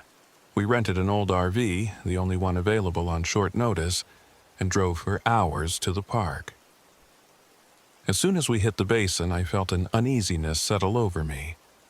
The mountains rose like jagged teeth, their shadows stretching long and deep under the late afternoon sun. The isolation was palpable. No cell service, no sounds except the wind and the occasional call of a bird. The RV was already giving us trouble. The battery light flickered as we parked at the campsite, and the interior lights buzzed faintly. Jake waved it off, saying, "It'll hold. We're not driving it anywhere for a few days anyway." That night, we sat around the fire trading stories. Jake was in his element, weaving tales about the supernatural. "Skinwalkers," he said, grinning wickedly. "Shapeshifters. They mimic voices to lure you away from safety. People go missing out here all the time, you know." Sam shook his head. "That's Navajo folklore, not from around here." "Doesn't mean it can't happen," Jake shot back. I tried to laugh it off, but as the firelight danced across the surrounding trees, I couldn't shake the feeling that we were being watched. The first sign came in the middle of the night. I woke to a sound outside the RV, a low, guttural cry that sent chills down my spine. It sounded like an animal at first, maybe a coyote, but then it shifted, rising into a scream that almost sounded human. "Did you hear that?" I whispered, shaking Jake awake. He groaned. "It's just the wind, Emma. Go back to sleep." But it didn't feel like the wind. The next morning, I found tracks near the campsite. They were large, humanoid, but wrong. Too deep, too elongated, with no visible tread or pattern. Sam frowned as he studied them. "Could be a bear," he said, though he didn't sound convinced. Jake, of course, was delighted. "It's the Skinwalker," he declared dramatically. "We're being hunted." "Don't joke about that," Sam snapped. We set off on a hike later that day, hoping to shake off the tension. The Chisos Mountains were breathtaking, with rugged peaks and sprawling desert views. But the further we went, the quieter the forest became. No birds, no rustling leaves, just an oppressive, unnatural silence. As we made our way back to the RV, I heard someone call my name. "Emma," the voice said, soft and clear, coming from the woods to our left. I stopped in my tracks. "Jake?" I asked, turning to him. "What?" he said, walking right beside me. The voice called again. "Emma!" My blood ran cold. It was my name, but it didn't sound quite right, like someone trying to imitate it and failing just enough to be unsettling. "We need to go," Sam said, his voice low and urgent. That night, the RV felt like a prison. The battery was completely dead, leaving us with no lights except for a few weak flashlights. The fire outside barely seemed to keep the darkness at bay. Jake tried to lighten the mood, but even he seemed unnerved. The scratching started around midnight. At first, it was faint, like branches brushing against the RV, but then it grew louder, more deliberate. Something, or someone, was clawing at the door. "Stay quiet," Sam whispered, his face pale. He grabbed the fire poker and stood by the door. We held our breath as the scratching stopped. A moment later, a voice called from outside. "Sam," it said, perfectly mimicking Jake. Sam froze. "Don't answer it," he hissed. Then it called again, this time mimicking me. "Emma, let me in." Jake was the first to break. "What the hell is out there?" he demanded, moving toward the door. "Don't," Sam warned, but Jake was already reaching for the handle. Before he could open it, a shadow passed across the small window. It was humanoid but hunched, its limbs too long, its movements jerky and unnatural. The firelight outside caught its face and I felt bile rise in my throat. It was trying to look human, but the features were twisted, stretched. Wrong. Jake stumbled back, his bravado gone. "What do we do?" he whispered. Sam gripped the fire poker tightly. "We wait. It'll leave if we don't give it what it wants." But the thing outside didn't leave. It circled the RV, tapping on the windows, its distorted voice calling out in turn for each of us. Every time it spoke, it sounded more grotesque, more inhuman. I felt the walls closing in. "We can't just sit here," I said, panic rising in my chest. Sam looked at me, his expression grim. "If we run, it'll pick us off one by one. We stay together." But the RV wasn't safe. The roof creaked under the weight of something heavy. The clawing returned, more frenzied this time. I clutched my camera, desperate for some sense of control. Without thinking, I snapped a photo of the window. The flash lit up the darkness, and for a split second I saw it. The creature was perched just outside, its hollow eyes staring back at me. I screamed, and the thing let out a guttural shriek, retreating into the shadows. By dawn, the scratching had stopped, but the RV was in shambles. Deep claw marks scored the doors and windows. Sam made the call. We had to leave. The RV was no longer an option, so we packed what we could and set off on foot toward the nearest campsite. The fog was thick, muffling sounds and making it impossible to see more than a few feet ahead. Every rustle of leaves, Every shadow made my heart race. We were halfway down the trail when it struck. The creature burst from the trees, a blur of limbs and claws. It went straight for Sam, knocking him to the ground. "Run!" he yelled, swinging the fire poker wildly. "Sam!" I screamed. But Jake grabbed my arm and dragged me forward. Sam's screams echoed behind us, then fell abruptly silent. Jake and I stumbled into the next campsite hours later, bloodied and shaken. A group of hikers called for help, but by the time the rangers arrived, there was no sign of Sam, or the creature. The official report listed him as missing, but I know the truth. Something ancient, something evil took him in those mountains, and it's still out there, watching, waiting. I haven't gone camping since.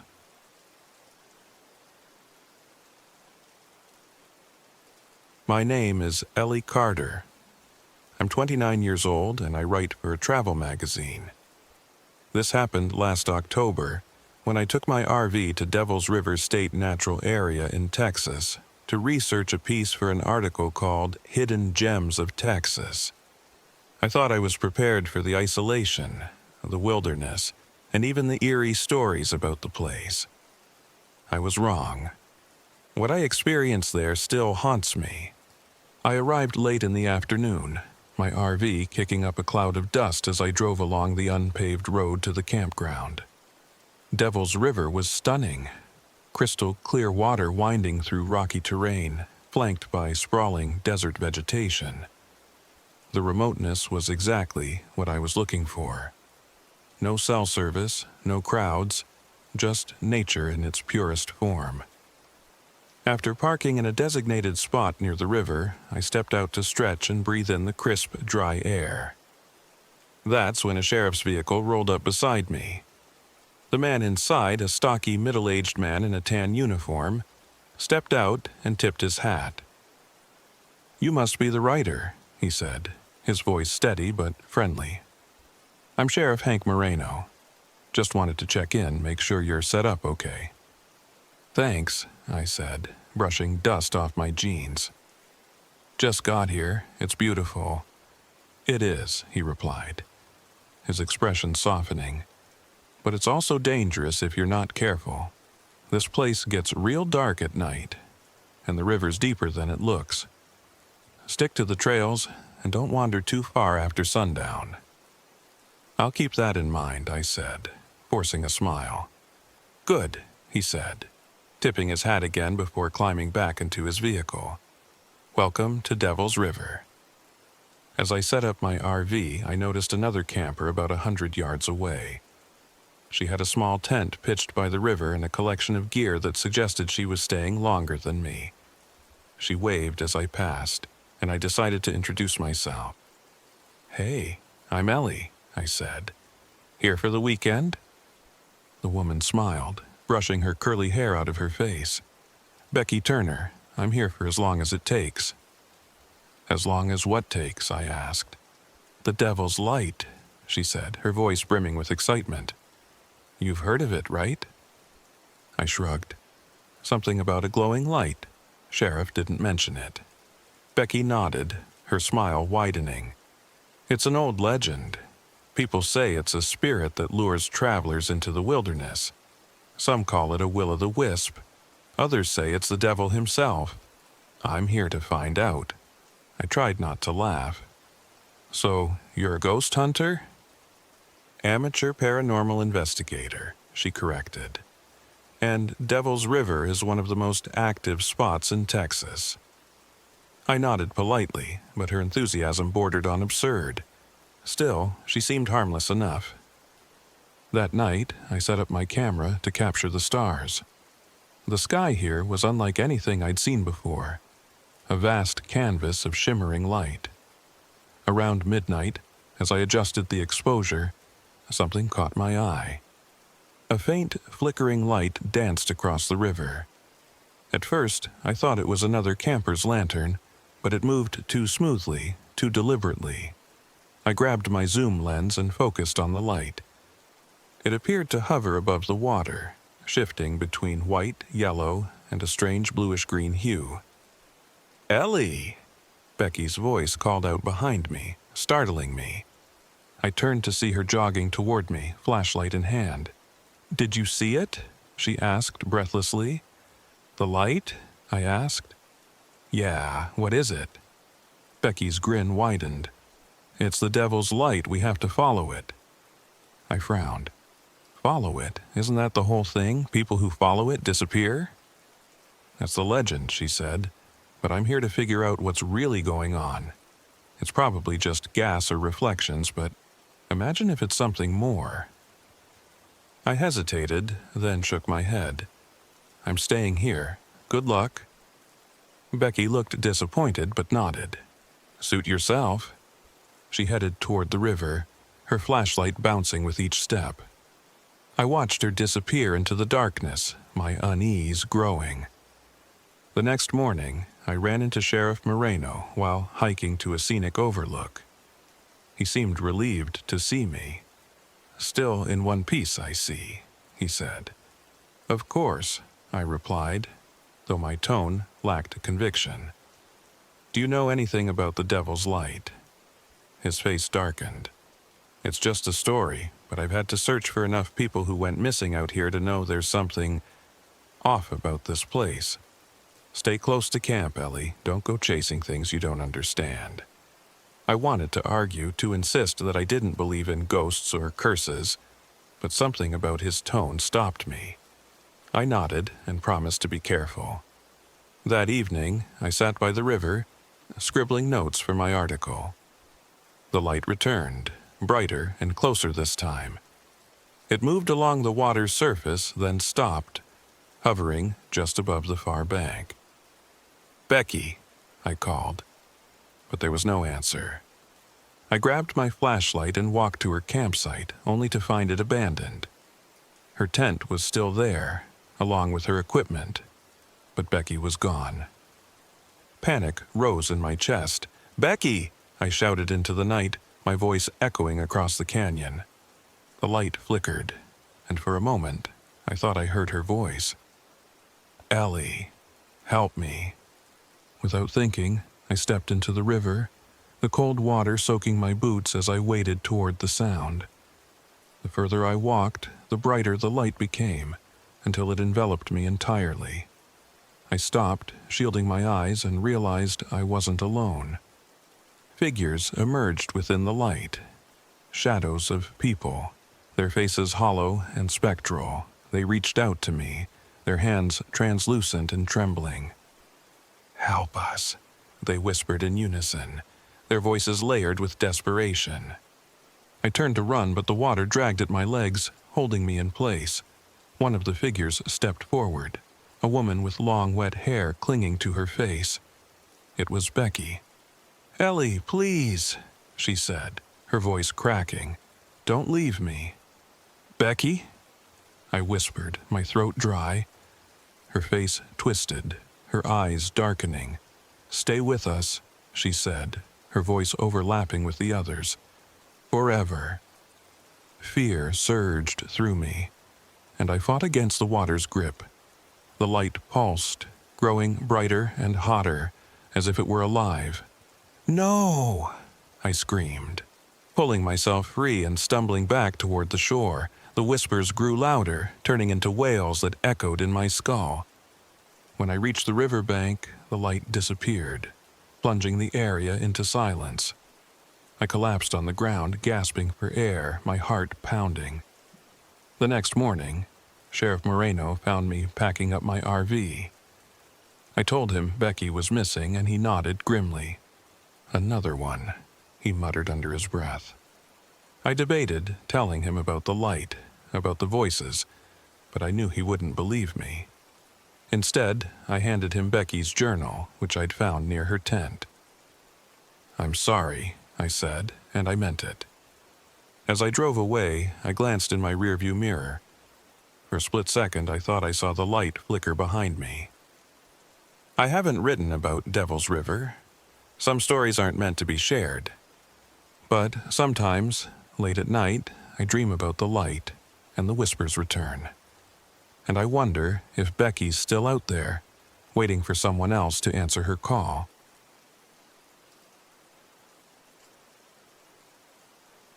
My name is Marcus Allen. I'm 38 years old, and I make my living as a wildlife photographer. This happened last year, in October, during what was supposed to be a career-reviving trip to Caddo Lake in East Texas. I had no idea that what I'd find there would make me wish I had never gone. I parked my RV in a secluded spot near the edge of the lake. The view was surreal. Ancient cypress trees rising out of the still water, their gnarled roots submerged, draped in curtains of Spanish moss. The sun was setting, painting the lake in shades of gold and crimson. It was perfect, exactly the kind of eerie beauty I wanted for my photography exhibit, Forgotten Spirits of the South. As I set up my gear, a local woman named Darla, who owned a nearby bait shop, stopped by to chat. She was friendly, but a little odd, the kind of person who seemed to know everyone's business. "You camping alone?" she asked, her tone more concerned than curious. "Yeah, just me and my camera," I said, smiling. She didn't return the smile. "Be careful out there. Caddo Lake's beautiful, but it's got its stories. Ever heard of the Witch of Caddo Lake?" I shook my head, amused. "A local ghost story?" Darla's expression turned serious. "She's real. They say she was a healer back in the 1800s. People blamed her for every sickness, every crop failure. When a family drowned in the lake, they said it was her curse. So they tied her to a tree and let the water take her." "And now she haunts the lake?" I asked, humoring her. Darla leaned in, her voice low. "She sings to you. If you hear her, don't follow the sound. Don't talk to her. And whatever you do, don't go out on the water after dark." I brushed off her warning as local superstition. I wasn't here for ghost stories. I was here for the perfect shot. That night, I sat by the lake with my camera, hoping to capture the moonlight reflecting off the water. Around midnight, as the fog rolled in, I heard it. A faint, melodic singing, so soft it could have been mistaken for the wind. It seemed to come from somewhere across the lake, distant but distinct. My first thought was that it might be a bird or some other animal, but it sounded human. Curious, I aimed my camera in the direction of the sound and snapped a photo. When I checked the screen, my heart skipped. There, in the mist, was the faint outline of a figure standing in the water. A woman. But when I looked again, she was gone. The next morning, I visited Darla's bait shop to ask about the figure I'd seen. She looked at me like I'd just confessed to a crime. "You saw her, didn't you?" "I don't know what I saw," I said, uncomfortable with the intensity of her gaze. "That's how it starts," she said, shaking her head. "She lets you see her, just enough to get you curious. Then she sings to you, and if you follow her out there, you'll never come back." I tried to laugh it off. "You really believe that?" She didn't laugh. "Believe it or not, doesn't matter to me. Just stay off the water after dark, Marcus." I nodded, but her words lingered as I walked out. On the way back to my RV, I passed a houseboat anchored in a quiet cove. Its owner, a man named Ethan, was sitting on the deck, smoking a cigarette. "You the photographer?" he called out. "Yeah," I said. "How'd you know?"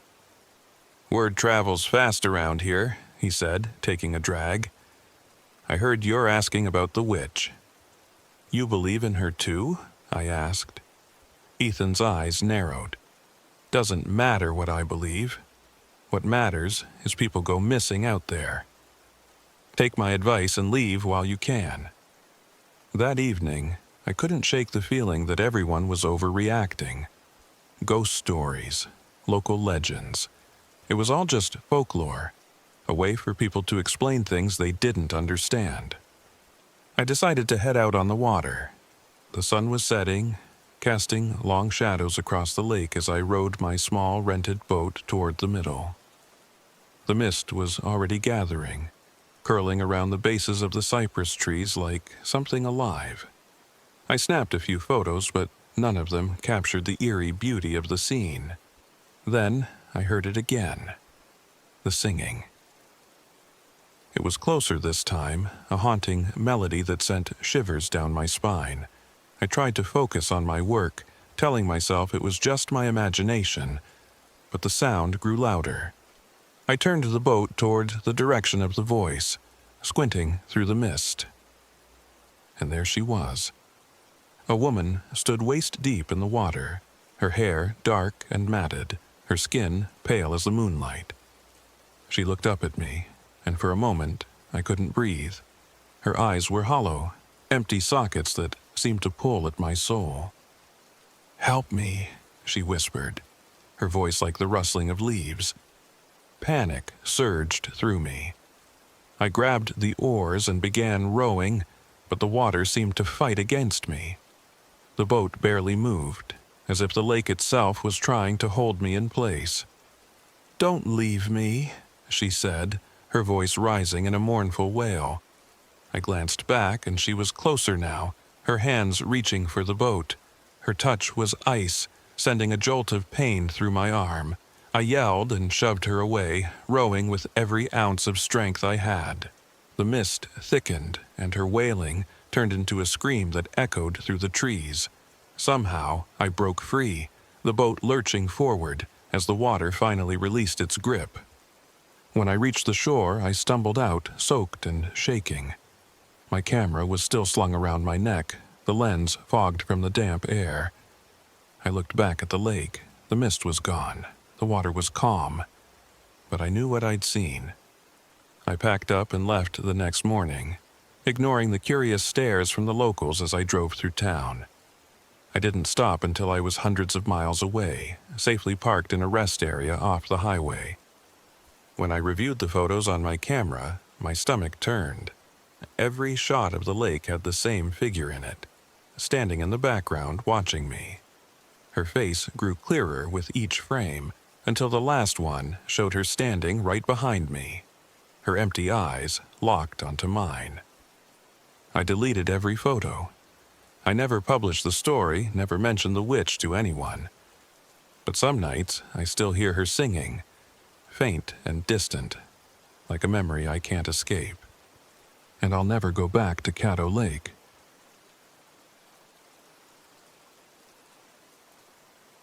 My name is Anna Mitchell. I'm 24 years old, and this happened 2 years ago in Caprock Canyon State Park, Texas. It was supposed to be a weekend getaway, just me and my two best friends, Tyler and Liz. We were all in desperate need of a break from our routines. Me, from preparing for grad school. Liz, from her endless shifts at the ER, and Tyler, from his desk job that he claimed was sucking the life out of him. None of us knew that this trip would end up changing our lives forever, or ending one of them. We arrived on a warm Friday afternoon, parking Tyler's beat-up RV in one of the park's more secluded areas. Caprock was breathtaking.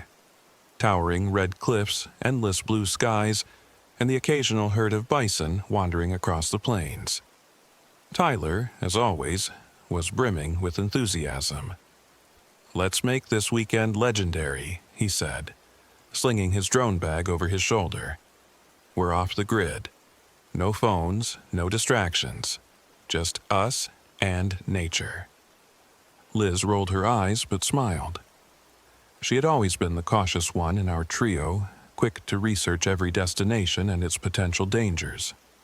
That's why I wasn't surprised when, as we unpacked, she brought up one of the park's more unsettling legends. "Have you guys heard of the cannibal of Caprock?" she asked, sitting cross-legged on a picnic table. "Cannibal?" I asked, raising an eyebrow. "It's like a wendigo thing," Liz explained. "The stories go back to the Comanche tribes.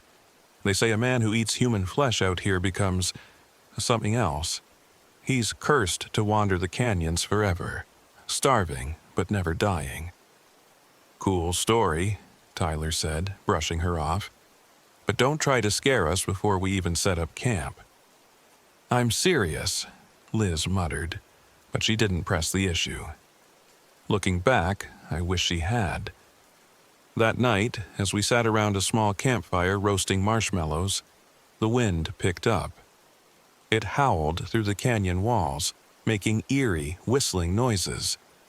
Tyler, ever the prankster, started mimicking the wind's sound, laughing as Liz swatted at him to stop.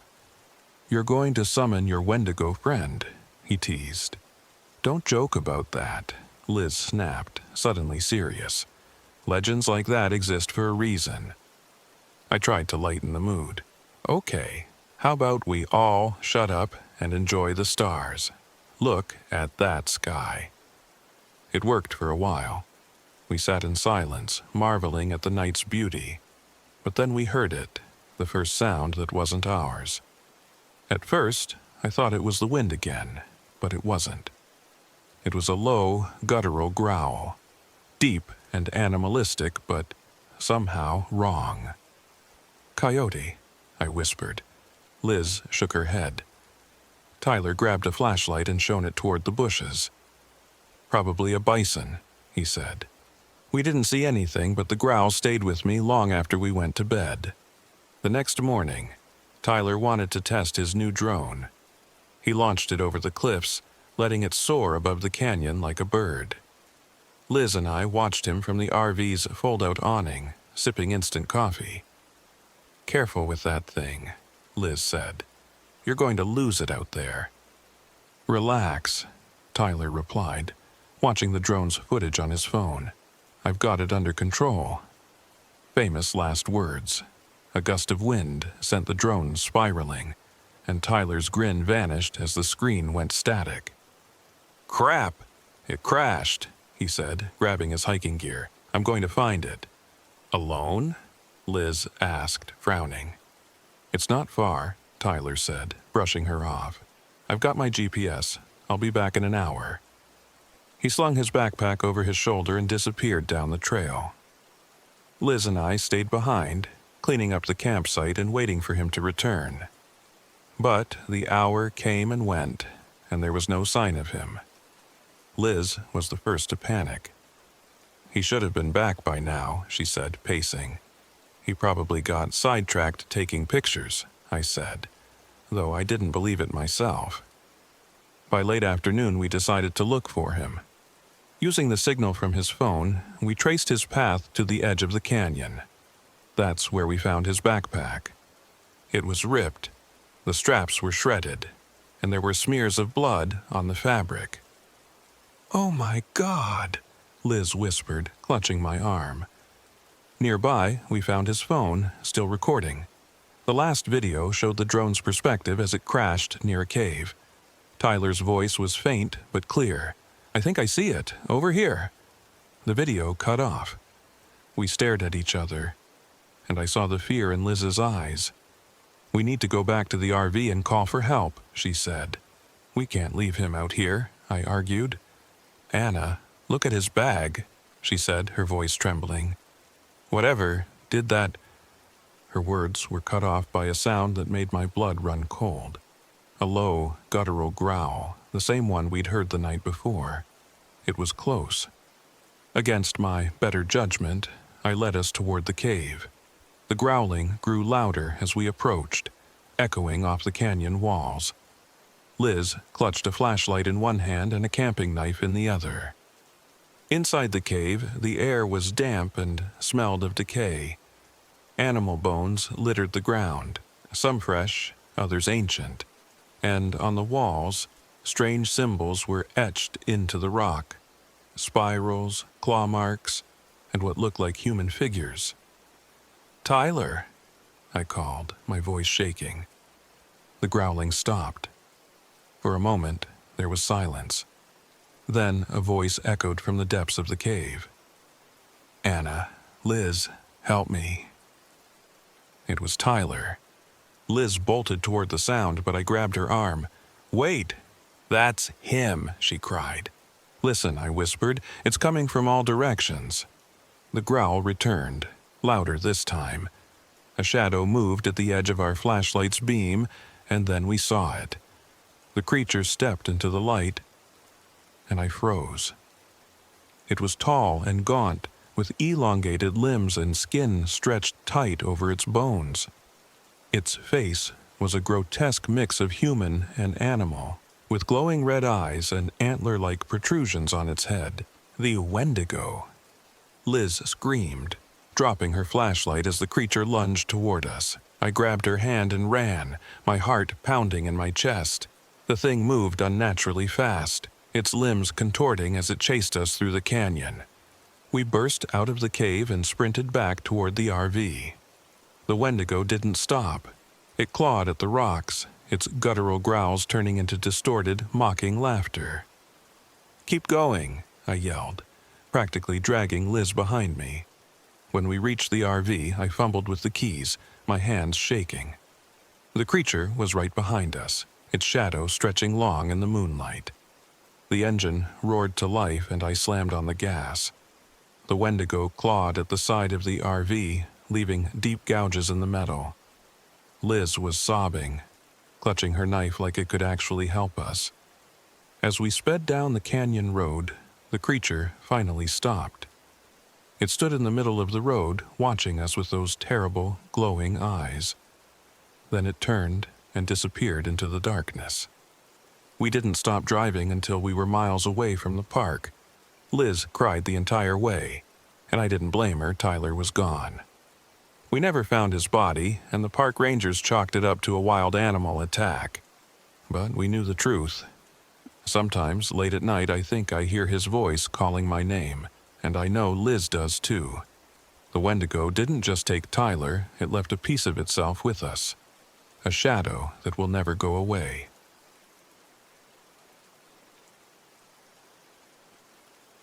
My name is Mark Hollis. I'm 42 years old, and this happened a few months ago when I was camping near Devil's Sinkhole State Natural Area in Texas.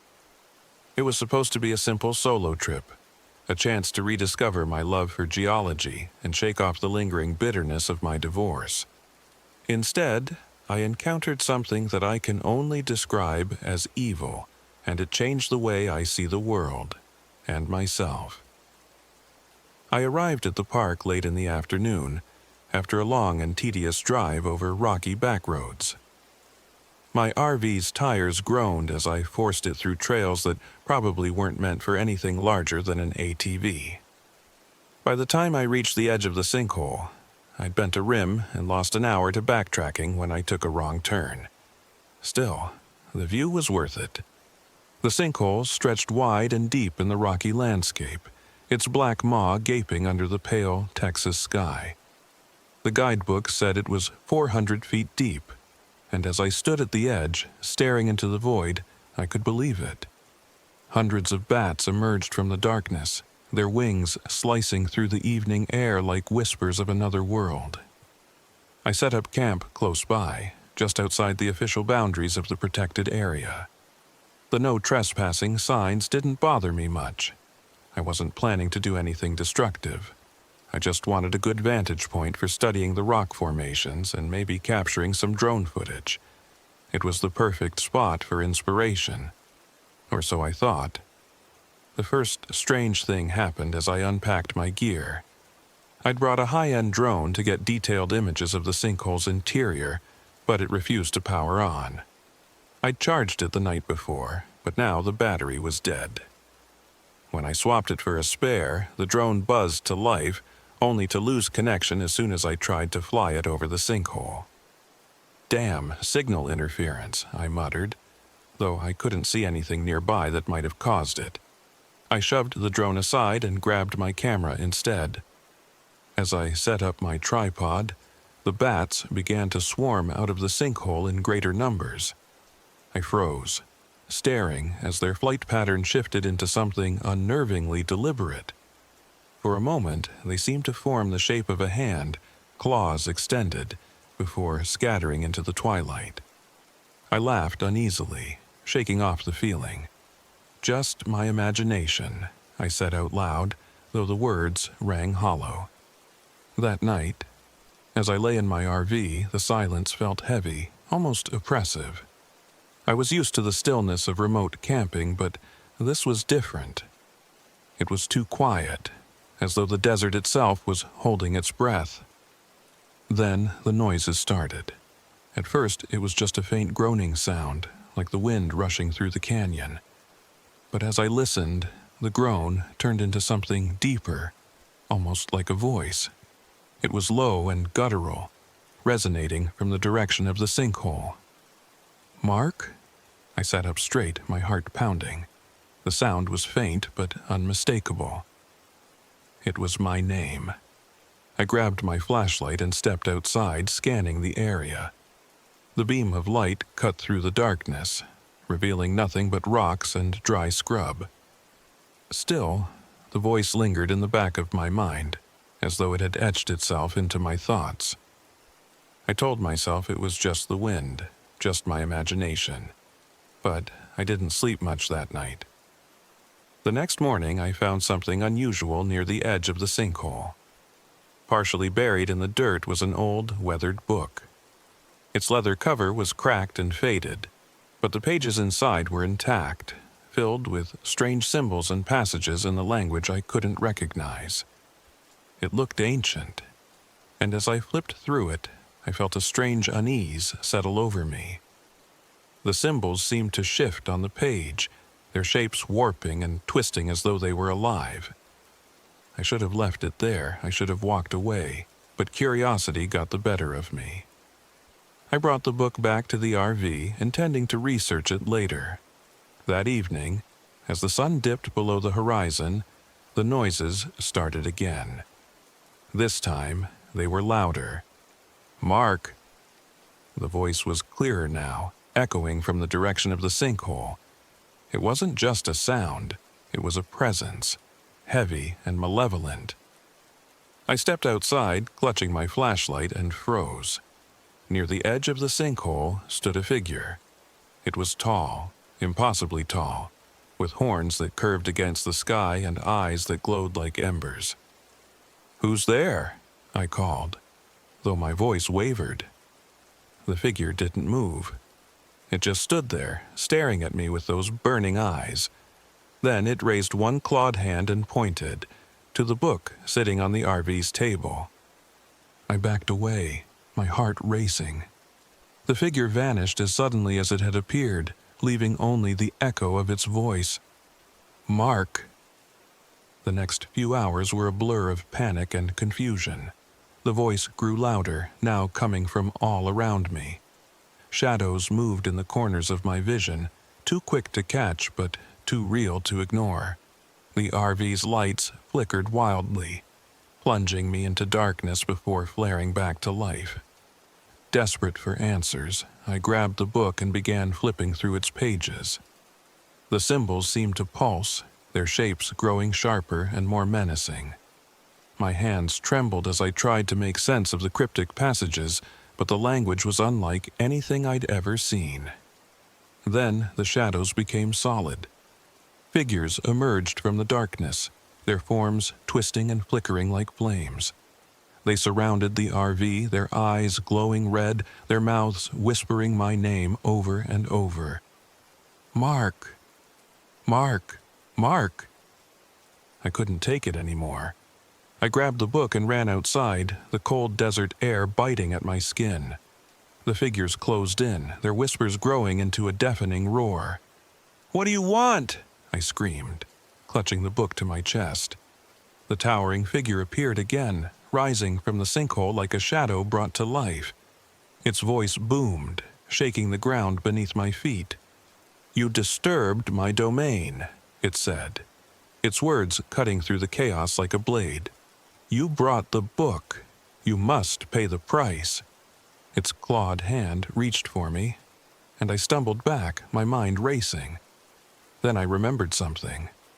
A line from an old myth about curses and spirits. Burn the tether, and the curse will break. I didn't know if it would work, but I didn't have a choice. I grabbed my lighter, flicked it on, and held the flame to the book. The pages ignited, the fire spreading quickly as the symbols writhed and twisted in agony.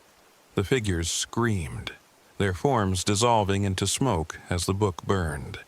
The towering entity howled, its voice shaking the air before vanishing into the darkness. When it was over, I collapsed to the ground, trembling and gasping for breath.